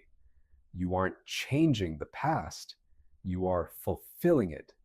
But there is a third option, an option that suggests the universe has a defense mechanism against wormholes. Stephen Hawking was famously skeptical of time travel. He once held a party for time travelers but didn't send out the invitations until after the party was over. He sat there with champagne and appetizers, waiting for someone from the future to show up. No one did. To Hawking, this wasn't just a joke, it was a hint at a fundamental law of the universe. He proposed the chronology protection conjecture. The idea is that the laws of physics, specifically the laws of quantum gravity, will always conspire to prevent time travel on a macroscopic scale. Think of it like a cosmic immune system. The moment you try to create a loop in time, something happens to break the loop. In the case of a wormhole, Hawking argued that as soon as the two mouths are positioned to allow time travel, quantum fluctuations will begin to circulate through the wormhole. Because these fluctuations are traveling back in time, they pass through the wormhole again and again, reinforcing themselves in an infinite loop. This creates a massive buildup of energy. It's like the feedback squeal you get when you put a microphone too close to a speaker. The sound goes into the mic, out the speaker, back into the mic, and gets louder and louder until the system screeches or the speaker blows up. Hawking calculated that this quantum feedback would become so intense that the energy density would become infinite. The resulting explosion would instantly destroy the wormhole before the first time traveler could even touch it. If Hawking is right, the universe is protected from paradoxes because the machines required to create them are self-destructing by design. Let's dive deeper into that feedback idea, because it's one of the most important arguments against traversable wormholes. In physics, we call this vacuum polarization. Even in empty space, there are virtual particles popping in and out of existence. Usually, they cancel each other out. But in a wormhole that connects two different times, these virtual particles can enter one mouth, exit the other in the past, and then meet their younger selves. They don't just meet, they pile up. Every photon, every bit of radiation that enters the loop is added to the radiation that is already circling. Within a fraction of a second, the time it takes for light to cross the throat, the energy level inside the wormhole reaches the Planck energy. This is the point where the energy is so high that space-time itself begins to melt. The throat of the wormhole, which was being held open by exotic matter, is suddenly overwhelmed by this massive influx of positive energy. The positive energy of the feedback loop cancels out the negative energy of the exotic matter. The strut holding the door open snaps. The wormhole collapses into a singularity. Instead of a time machine, you've accidentally created a black hole. This is the main reason why many physicists believe that while space-only wormholes might be possible, time travel wormholes are forbidden. The universe simply won't allow a shortcut that breaks the sequence of cause and effect. However, there is a small group of physicists who disagree with Hawking. They argue that we don't yet have a complete theory of quantum gravity, so we can't be sure the feedback loop is actually fatal. Some calculations suggest that the feedback might reach a steady state, a point where it's very intense but not infinite. If the feedback is finite, an advanced civilization with enough exotic matter might be able to drain the excess energy, like a surge protector on a high voltage line. If you can drain the feedback, you can keep the time loop stable. But this leads us back to the paradoxes. If the loop is stable, and you go back and kill your grandfather, what happens? This is where we move from the world of general relativity into the world of the multiverse. If you use a wormhole to travel to the past and the universe doesn't blow up, the most logical explanation is that you have branched the timeline. In the many worlds interpretation of quantum mechanics, every possible outcome of every event actually happens in a different universe. When you step through a wormhole into the year 1950, you aren't entering your 1950. You are entering the 1950 of Universe B. In Universe B, you can do whatever you want. You can stop your grandfather. You can give yourself the winning lottery numbers. You can change history. But when you look back at the wormhole you came from, you realize it's a one-way bridge. You can't go back to Universe A because your very presence in the past has altered the coordinates of the exit. In this model, wormholes are not just shortcuts through space. They are leads between the pages of a book. Each page is a different universe. A wormhole is a hole poked through page 100 that lands you on page 50. You're still in the same book, but you're on a different path now. This solves the paradox problem perfectly. Logic is preserved because cause and effect stay within their own respective branches, but it makes the prospect of wormhole travel much lonelier. You might reach the stars, but you can never really go home. There's another version of the multiverse that comes from string theory, the brain-world hypothesis. In this theory, our entire 3D universe is just a membrane, or brain, floating in a higher dimensional space called the bulk. Imagine our universe as a flat sheet of paper. Other universes are other sheets of paper stacked nearby. Normally, these sheets never touch, but a wormhole could be a tube that connects two different sheets.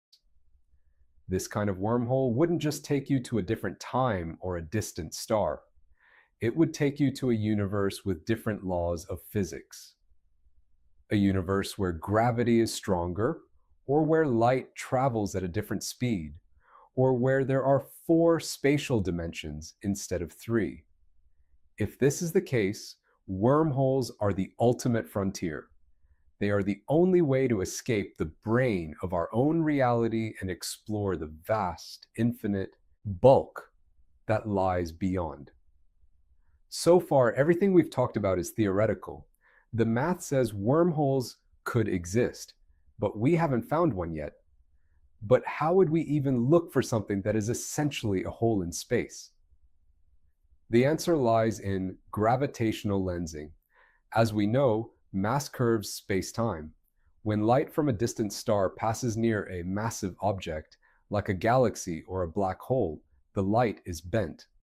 This creates a lens effect, making the distant star look brighter or distorted. A wormhole would also act as a lens, but it would look different from a black hole lens. A black hole is a solid sink. It has an event horizon that blocks light. A wormhole is a tunnel. Light from the other side of the wormhole can pass through the throat and emerge in our universe. This would create a very specific visual signature.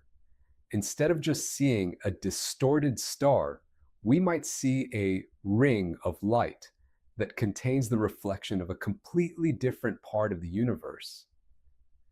It would look like a magnifying glass floating in the void, showing us a tiny circular window into the Andromeda Galaxy or the Magellanic Clouds.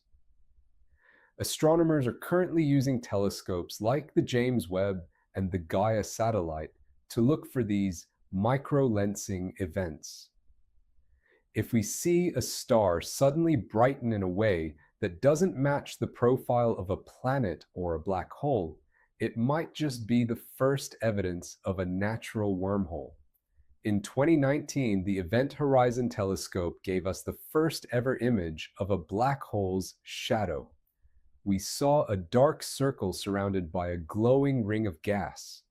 Physicists have run computer simulations to see what a wormhole's shadow would look like.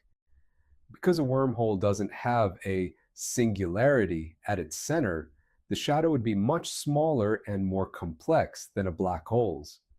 Depending on the shape of the throat, the shadow might not even be a circle. It could be an oval or even a complex multi-layered ring. Because light can travel through the wormhole from the other side, the dark center of the shadow wouldn't be completely black. It would be filled with the faint, distorted glow of stars from a different galaxy. If we were to point a radio telescope array at a candidate object and see a shadow that is transparent or contains a secondary photon ring, that would be a smoking gun. It would prove that we aren't looking at a gravitational sink, but a gravitational bridge. Current projects are reanalyzing the data from M87 star and Sagittarius A star, the two black holes we've imaged, to see if there are any non-standard features that might suggest they aren't black holes at all, but massive stable wormholes. The difference is subtle, but with higher resolution in the coming years, we might finally see the bottom of the hole. In 2015, humanity opened a new window into the universe: gravitational waves. The LIGO Observatory detected the ripples in spacetime caused by two black holes crashing into each other.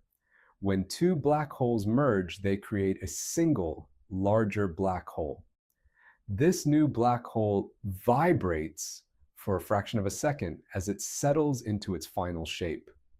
Physicists call this the ring down. It's like striking a bell. The sound tells you what the bell is made of. If the object is a standard black hole, the vibrations fade away very quickly as they are swallowed by the event horizon. But if the object is a wormhole, it doesn't have an event horizon. It has a throat. This means that some of the gravitational waves can get trapped inside the throat. They would bounce back and forth between the two mouths, leaking out slowly over time. To our detectors on Earth, this would look like echoes. We would see the main crash signal, followed by a series of smaller repeating pulses. These echoes are the signature of a traversable wormhole. In the last few years, several teams of researchers have claimed to find tentative evidence of these echoes in the LIGO data. The scientific community is still skeptical. The signals are very faint and could just be noise. But if these echoes are confirmed, it would be the greatest discovery in the history of physics. It would mean that wormholes aren't just mathematically possible. They are already out there, ringing like bells in the dark. There is one more way we might detect a wormhole, and it involves looking at the stars at the very center of our galaxy. At the heart of the Milky Way sits Sagittarius, a star, a supermassive object 4 million times the mass of our sun. We've watched stars like S2 orbit this object for decades. Their orbits follow Einstein's predictions perfectly. However, if Sagittarius A star is actually a wormhole, there should be a leakage of gravity.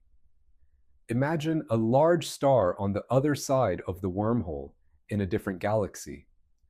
Even though that star is millions of light years away, its gravitational pull could travel through the wormhole throat. To us, it would look like our stars are being tugged by an invisible force coming from the center of the black hole. The orbit of a star like S2 would show the tiny, unexplained wobbles that don't match the mass of Sagittarius A star. In 2019, physicists from the University of Buffalo published a paper outlining exactly how to look for these wobbles. With the next generation of extremely large telescopes, we will be able to measure the position of these stars with enough precision to see if foreign gravity is leaking into our galaxy. If we find it, we won't just have found a wormhole. We will have found a way to feel the gravity of a completely different part of the universe without ever leaving our solar system. If wormholes don't exist naturally, could we ever build one? To answer that, we have to look at the Kardashev scale, a method of measuring a civilization's level of technological advancement based on the amount of energy they can use. Humanity is currently a Type 0 civilization. We use energy from dead plants and sunlight hitting our planet to build even the smallest traversable wormhole. We would likely need to be a Type 2 civilization. A Type 2 civilization can harness the total energy output of its parent star. This would involve building a Dyson sphere, a megastructure that surrounds the sun and captures every photon of its energy. Why do we need so much energy? Because spacetime is incredibly stiff. To warp spacetime enough to create a bridge, you need energy densities equivalent to the mass of Jupiter converted entirely into pure energy. A Type 3 civilization, one that can harness the energy of an entire galaxy, might be able to maintain a wormhole network. They wouldn't just have one bridge, they would have a galactic subway system connecting thousands of stars. For a Type 3 civilization, the speed of light is no longer a barrier. The galaxy, which takes 100,000 years to cross at light speed, becomes traversable in a few hours. To us, this looks like magic. To them, it's just civil engineering. Even with the energy of a star, we still have the exotic matter problem. How do you manufacture something with negative energy density? Some theorists suggest that we might be able to use quantum vacuum engineering. If we can manipulate the Higgs field or create large-scale versions of the Casimir effect, we might be able to distill negative energy from the vacuum of space. Imagine a giant machine in orbit around the sun. It uses massive magnetic fields to squeeze the vacuum, creating a bubble of negative energy. This bubble is then injected into a microscopic quantum fluctuation, expanding it into a stable throat. This is the wormhole forge. It's a concept that pushes the boundaries of known physics, but it doesn't break them. The challenge isn't that it's impossible, it's that it's unbelievably difficult. It requires a mastery of gravity and quantum mechanics that we are centuries, if not millennia, away from achieving. Why would we go through all this trouble? Why spend thousands of years trying to build a hole in space? The answer is survival. In the very long term, our solar system is a dangerous place. The sun will eventually expand and destroy the Earth. Even the galaxy itself has a lifespan. Wormholes represent the ultimate escape hatch. If we can master wormhole technology, we are no longer tied to the fate of one star or one galaxy. We can move our civilization to younger, safer parts of the universe. We can even perhaps escape the death of the universe itself by traveling to a younger, parallel universe in the multiverse. Wormholes turn the universe from a collection of isolated islands into a connected continent. They are the key to becoming a truly cosmic species. As we look up at the stars tonight, we have to wonder, are there already civilizations out there looking back at us through the shimmering throat of a wormhole? Are we the only ones still traveling the long way around? The math says the doors are there. We just have to find the key. We have spent a long time now talking about wormholes, tunnels through space, shortcuts across the galaxy, bridges between one star and another, one planet and another, one point in our universe and another point in that same universe. But there is a question we have not yet asked, a question that lurks at the edge of every wormhole equation, every Einstein-Rosen bridge, every traversable geometry Kip Thorne ever wrote down. The question is this: what if the other end of the wormhole doesn't come out in our universe at all? What if it comes out somewhere else entirely? What if it comes out in another universe? When physicists first started drawing wormholes on chalkboards, they made an assumption. They assumed that both mouths of the wormhole opened into the same spacetime. Enter here on Earth, exit near Andromeda. Enter near Sagittarius A star. Exit in the Virgo cluster. Different places, yes, but the same universe, the same cosmos, the same set of physical laws, the same fundamental constants, the same fabric of reality. It was a natural assumption. It was also quite possibly wrong, because when you actually examine the mathematics of a wormhole, when you look at the raw geometry, stripped of our intuitions and our diagrams, the equations do not specify where the other end has to be. The equations do not say the other end has to be in our universe. The equations do not say the other end has to be in any universe we recognize. The equations simply say, there is a tunnel. Where it leads is a separate question. And the answer, it turns out, may be far stranger than anyone expected. To understand inter-universe wormholes, we have to first understand what we mean by other universes. Modern physics gives us not one multiverse, but several. There is the inflationary multiverse, the idea that the rapid expansion at the beginning of our universe never truly stopped, and that new bubble universes are still being spawned in an eternally inflating cosmic ocean. Each bubble has its own Big Bang. Each bubble has its own laws of physics. Each bubble is, in principle, a complete universe unto itself. There is the string theory landscape, a vast collection of possible universes, each corresponding to a different way that the extra dimensions of string theory can be curled up. Some estimates place the number of possible universes in this landscape at 10 to the power of 500, a 1 followed by 500 zeros. Each one a different possible reality, with different particles, different forces, different fundamental constants. There is the many worlds interpretation of quantum mechanics, the idea that every quantum measurement splits the universe into multiple parallel branches, each containing a different outcome. Every time an electron is observed, every time a photon is measured, every time a decision is made at the quantum level, the universe branches and branches and branches forever. There is the brain world multiverse, the idea that our entire universe is a three-dimensional membrane, or brain, floating in a higher dimensional space, and that other brains, other universes, float alongside ours, sometimes close, sometimes far, sometimes colliding.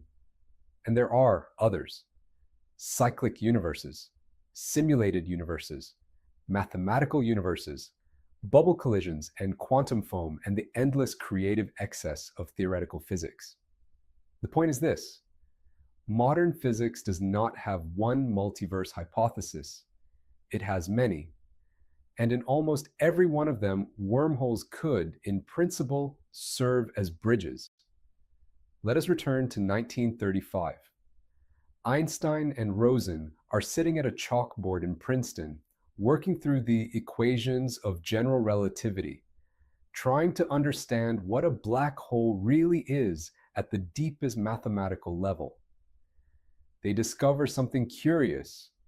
The mathematics of a Schwarzschild black hole, the simplest possible black hole, non-rotating and uncharged, is not actually describing a single object. It is describing two. The Schwarzschild solution, extended to its full mathematical form, contains two exterior regions, two universes, if you will, connected by a bridge in the middle, connected by a wormhole. Einstein and Rosen did not know what to make of this. They wrote a paper. They speculated that perhaps the two regions were actually the same region, that the wormholes simply connected distant points in a single universe. But the mathematics did not require this interpretation. The mathematics allowed something stranger, The mathematics allowed the two ends of the wormhole to open into different universes entirely, two separate spacetimes, two separate cosmologies, two separate realities, connected only by this one strange bridge, this one geometrical umbilical cord threading between them. For decades, this interpretation was treated as a mathematical curiosity, an artifact, something that appeared in the equations but surely did not correspond to anything real. But as our understanding of black holes deepened, and as the multiverse hypotheses proliferated, this curiosity began to look less like an artifact and more like a signpost, pointing somewhere, pointing to universes beyond our own. Here's an idea that will haunt you. Every black hole in our universe may be a doorway, not a doorway to a distant part of our own cosmos, a doorway to another cosmos entirely. The mathematics of a rotating black hole, the Kerr solution discovered in 1963, contains a rich internal geometry. It contains what physicists call an inner horizon, a boundary beyond which the equations behave in strange ways. It contains a ring singularity, a circle of infinite density that, unlike the point singularity of a non-rotating black hole, can in principle be passed through rather than smashed into. And when you trace the mathematics carefully, when you follow the equations past the inner horizon, past the ring singularity, out the other side, you emerge somewhere. You emerge in a region of space-time that does not exist in our universe. You emerge in what the equations describe as another universe, a new region, a new cosmos, a new set of coordinates that connect to nothing in our familiar reality. Now we have to be careful here. The interior of a real astrophysical black hole is almost certainly not described by the idealized Kerr solution. Real black holes are surrounded by matter, radiation, quantum effects, and gravitational disturbances that would violently disrupt the neat mathematical structure of the interior. Any traveler who fell into a real Kerr black hole would likely be destroyed long before reaching the ring singularity, torn apart by the blue shift of infalling radiation, or crushed by the instability of the inner horizon. But the mathematics keeps whispering the same thing. The other side is not here. The other side is somewhere else. If black holes are the entrances, where are the exits?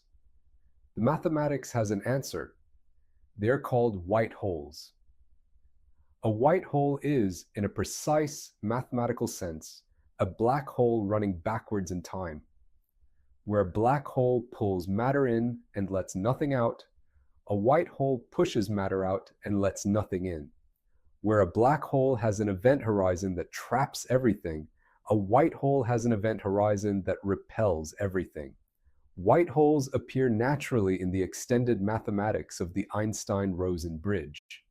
Every complete wormhole solution, in its idealized mathematical form, has a black hole on one end and a white hole on the other. You fall into the black hole in one universe. You emerge from the white hole in another. The wormhole is the bridge between them. Now, we have never observed a white hole, not one, and there are strong theoretical reasons to believe they may be unstable or forbidden by the second law of thermodynamics, or simply non-existent in our universe. But some physicists have suggested something remarkable. Some physicists have suggested that the Big Bang itself, the origin of our entire universe, may have been a white hole. An eruption of matter and energy pouring out of nowhere, an emergence, an exit wound, the other end of a wormhole whose black hole is located in some other older universe. If this is true, and it is a big if, then our entire cosmos is, in some sense, the interior of a black hole in another universe. We are the downstream side of a cosmic drain. Every star, every galaxy, every atom in our reality is a droplet that poured out of a hole in some other reality. And somewhere in that other reality, the black hole that birthed us may still be there, waiting, watching, feeding. The physicist Lee Smolin took this idea and pushed it further than perhaps anyone before him.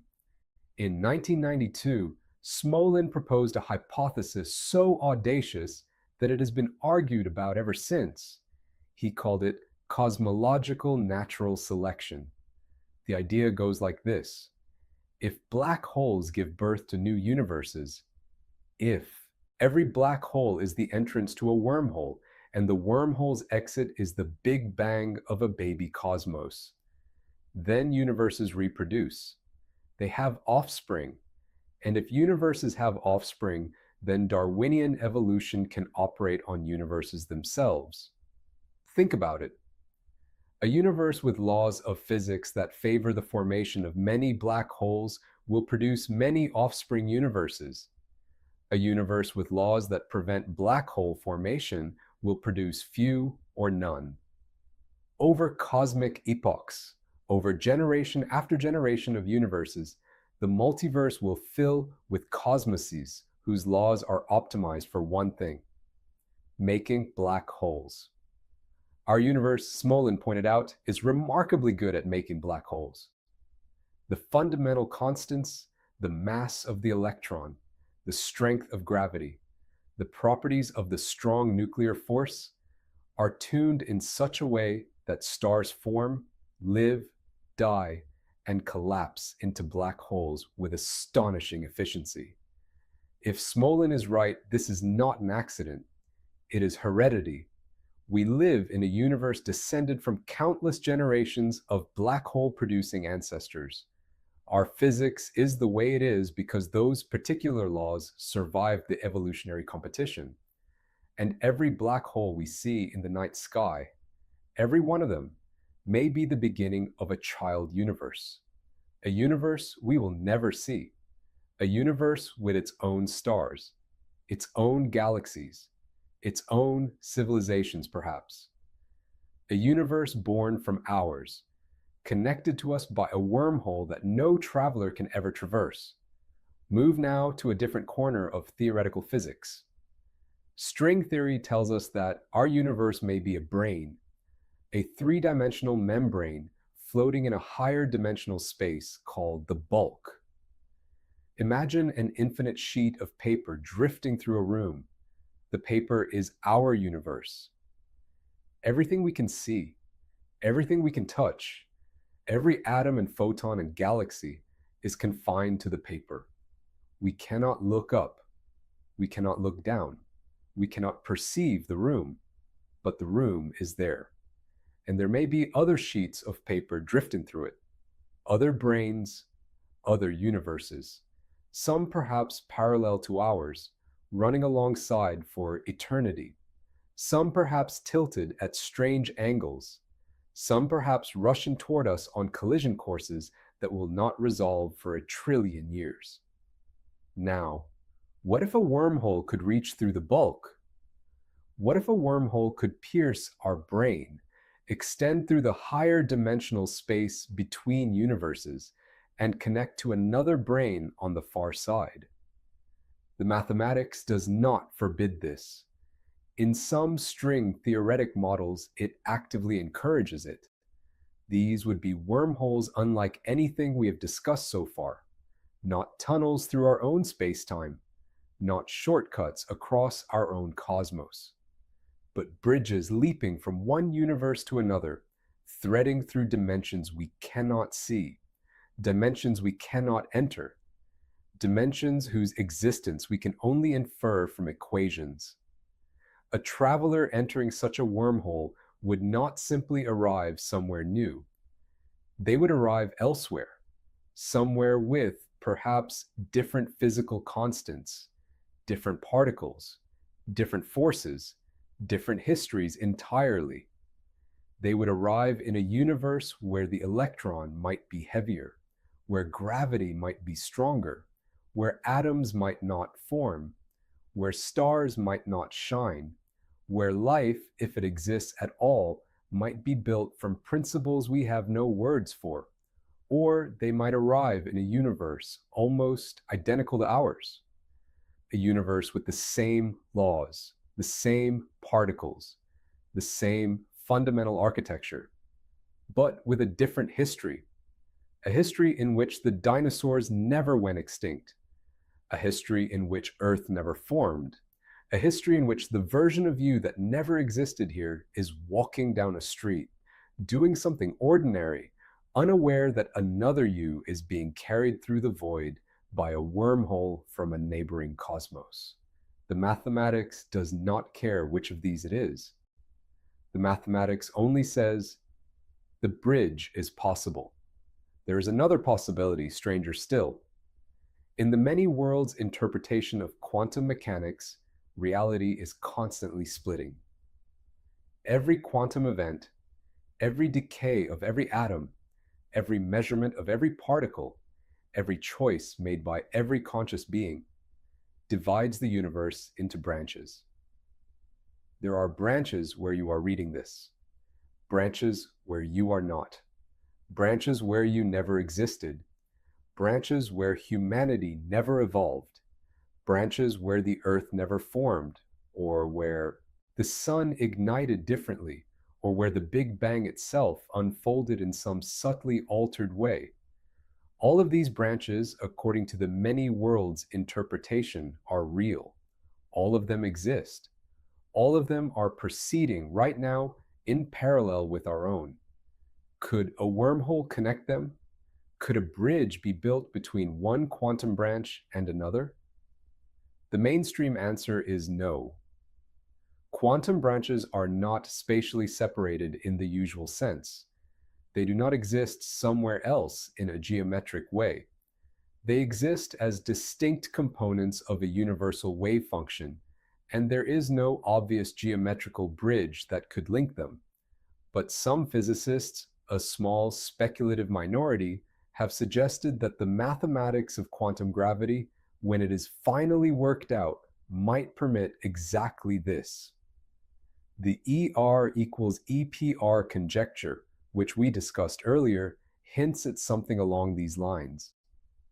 It suggests that quantum entanglement itself is a kind of microscopic wormhole, and if entanglement can link particles across quantum states, perhaps a sufficiently large and structured entanglement could link entire branches. A wormhole not through space, a wormhole not through time, a wormhole through the branching structure of quantum reality itself. A doorway from the world where you made one choice to the world where you made another. This is, at present, deep speculation. The mathematics is not worked out. The physics is not established. No one knows if this is possible or forbidden. But if it is possible, even in principle, it changes everything. Because it means the universe next door is not just another cosmos with different laws. It is another version of this cosmos, another history, another life, another self, waiting on the other side of the bridge. We have to stop and be honest here. Everything in this section is far more speculative than anything we have discussed so far. Wormholes within our universe are, at least, described by well-established solutions of Einstein's equations. Exotic matter is a stretch, but the geometry is real. The mathematics is rigorous, and the physics community takes it seriously. Inter-universe wormholes are different. They live at the intersection of general relativity, quantum gravity, string theory, and cosmology. Four fields that do not yet fit together cleanly. They rely on interpretations of the multiverse that remain unconfirmed. They require assumptions about the nature of reality that we cannot yet test. We have never observed another universe. We do not know if the multiverse is real in any of its many forms. We do not know if a wormhole can, in principle, connect to a region outside our own spacetime. We do not know if the equations we are extrapolating from remain valid at the extreme scales required. And even if all of this is possible, even if the mathematics is right and the multiverse is real and the bridges truly exist, we have no idea how to build one, or find one, or traverse one. The engineering challenges of a wormhole within our universe are already, as we have seen, staggering. The engineering challenges of a wormhole between universes may be, quite literally, impossible. You would need not just exotic matter, but exotic matter arranged in configurations we have no theoretical framework for. You would need not just energy, but energies that dwarf the total energy content of galaxies. You would need not just knowledge of physics, but knowledge of physics we have not yet discovered, perhaps physics we may never discover. And yet, the mathematics keeps whispering, the equations keep hinting, the geometry keeps opening doors that we cannot close. Imagine for a moment that it could be done. Imagine that some civilization, some impossibly advanced civilization, perhaps a Kardashev type 4 or 5, wielding energies we cannot imagine, understanding physics we have not yet dreamed, has built such a bridge. They step into it.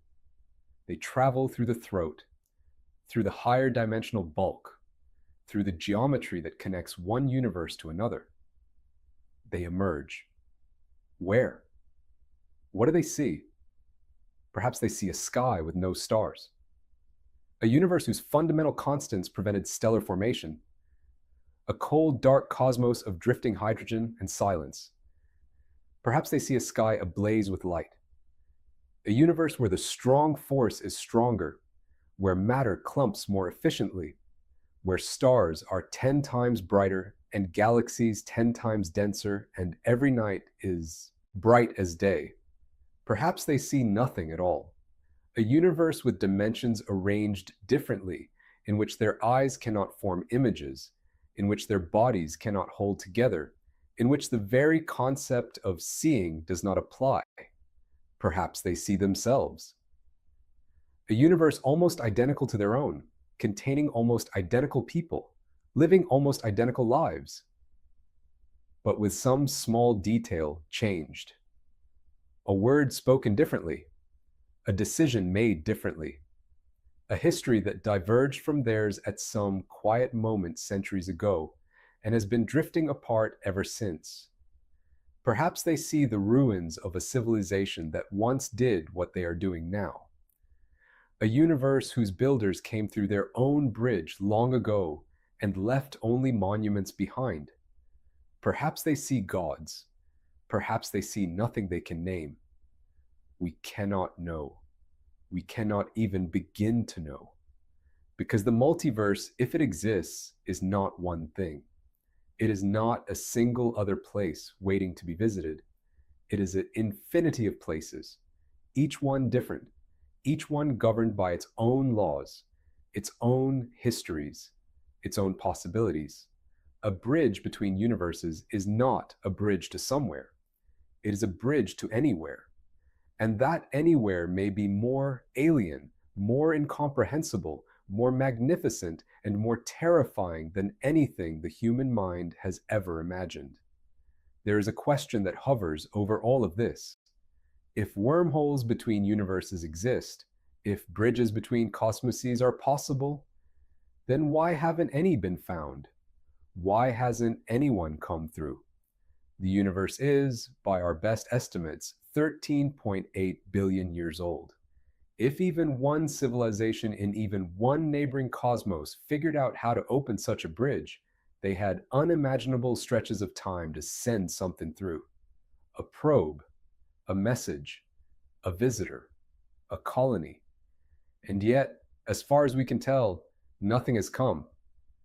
This is a version of the Fermi paradox extended to the multiverse. Where is everybody? Where is everybody? The possible answers are many, and each one is unsettling in its own way. Perhaps inter-universe travel is truly impossible, forbidden by some deep principle we have not yet discovered. Perhaps the chronology protection conjecture applies not just to time machines within a universe, but to bridges between universes as well. Perhaps other universes exist but contain no life, no civilizations, no builders of bridges. Perhaps our cosmos is, in the multiversal sense, alone. Perhaps other civilizations have built such bridges but choose not to use them. Perhaps the experience of crossing between cosmoses is so disorienting, so lethal, so incomprehensible that no traveler ever returns to tell the tale. Perhaps they have come, and we simply have not recognized them.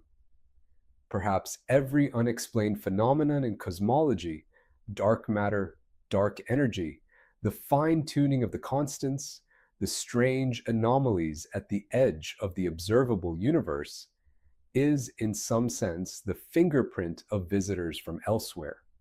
Perhaps the bridges exist and are used, and we are simply too primitive to notice. Perhaps we are the ones who will build the first bridge.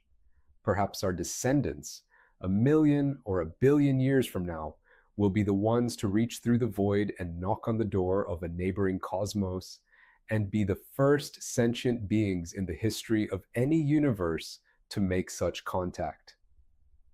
We do not know. We may never know. But the question, the beautiful, terrible question, remains: where is everybody? There is something about this idea that reaches into the oldest parts of the human mind. For most of our history, we believed the world was small, a flat disk perhaps, or a sphere ringed by crystal shells, or a garden tended by gods. Then we discovered that our world was a planet orbiting a star embedded in a galaxy of hundreds of billions of stars, in a universe of hundreds of billions of galaxies. The scale of reality kept expanding. And with every expansion, we felt smaller and more alone. Now we stand at the edge of another expansion. The suggestion that our universe, the entire cosmos we have spent centuries mapping and measuring and marveling at, may be just one of infinitely many. One bubble in an eternal foam. One brain in a higher dimensional room. One branch on an ever-branching quantum tree. One page in an unimaginably vast library of cosmoses. This is in one sense the deepest loneliness imaginable. We are not just adrift in a galaxy of stars. We are adrift in a multiverse of universes. Our entire cosmos, everything we have ever known or measured or loved, is a mote of dust in a wind that blows across infinities. But it is also, in another sense, the deepest hope. Because if wormholes between universes exist, if the mathematics is telling us something true, then the walls between cosmoses may not be impenetrable. The bridges may be there.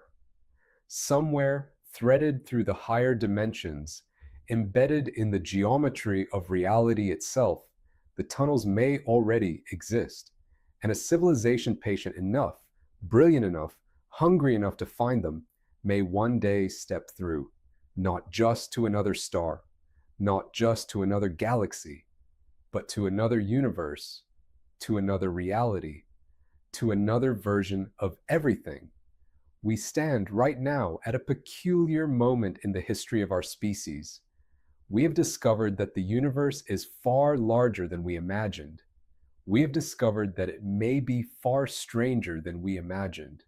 We have discovered that the equations describing gravity, written down more than a century ago, contain hidden within them the mathematical possibility of tunnels between cosmoses. We do not know if these tunnels are real. We do not know if they can ever be built. We do not know if they can ever be found.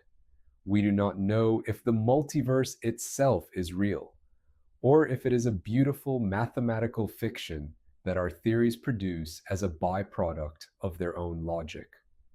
We know only this: the door is drawn on the page, the equations describe it, the geometry permits it, and somewhere in the deep architecture of reality, if the mathematics is telling us the truth, the bridges to other universes may already exist, waiting, silent, older than time, patient as stone. We may never open them. We may never even find them, but we know now that they might be there. And that knowledge alone, the mere knowledge that such things are possible, changes what it means to be human. We are no longer just inhabitants of a planet. We are no longer just inhabitants of a solar system or a galaxy or a universe. We are inhabitants of a cosmos that contains potentially an infinity of other cosmoses. And somewhere in one of them, someone very much like you is reading these very same words, wondering the very same things, reaching as you are reaching toward a bridge that has not yet been built, toward a doorway that has not yet been opened, toward a universe on the other side of everything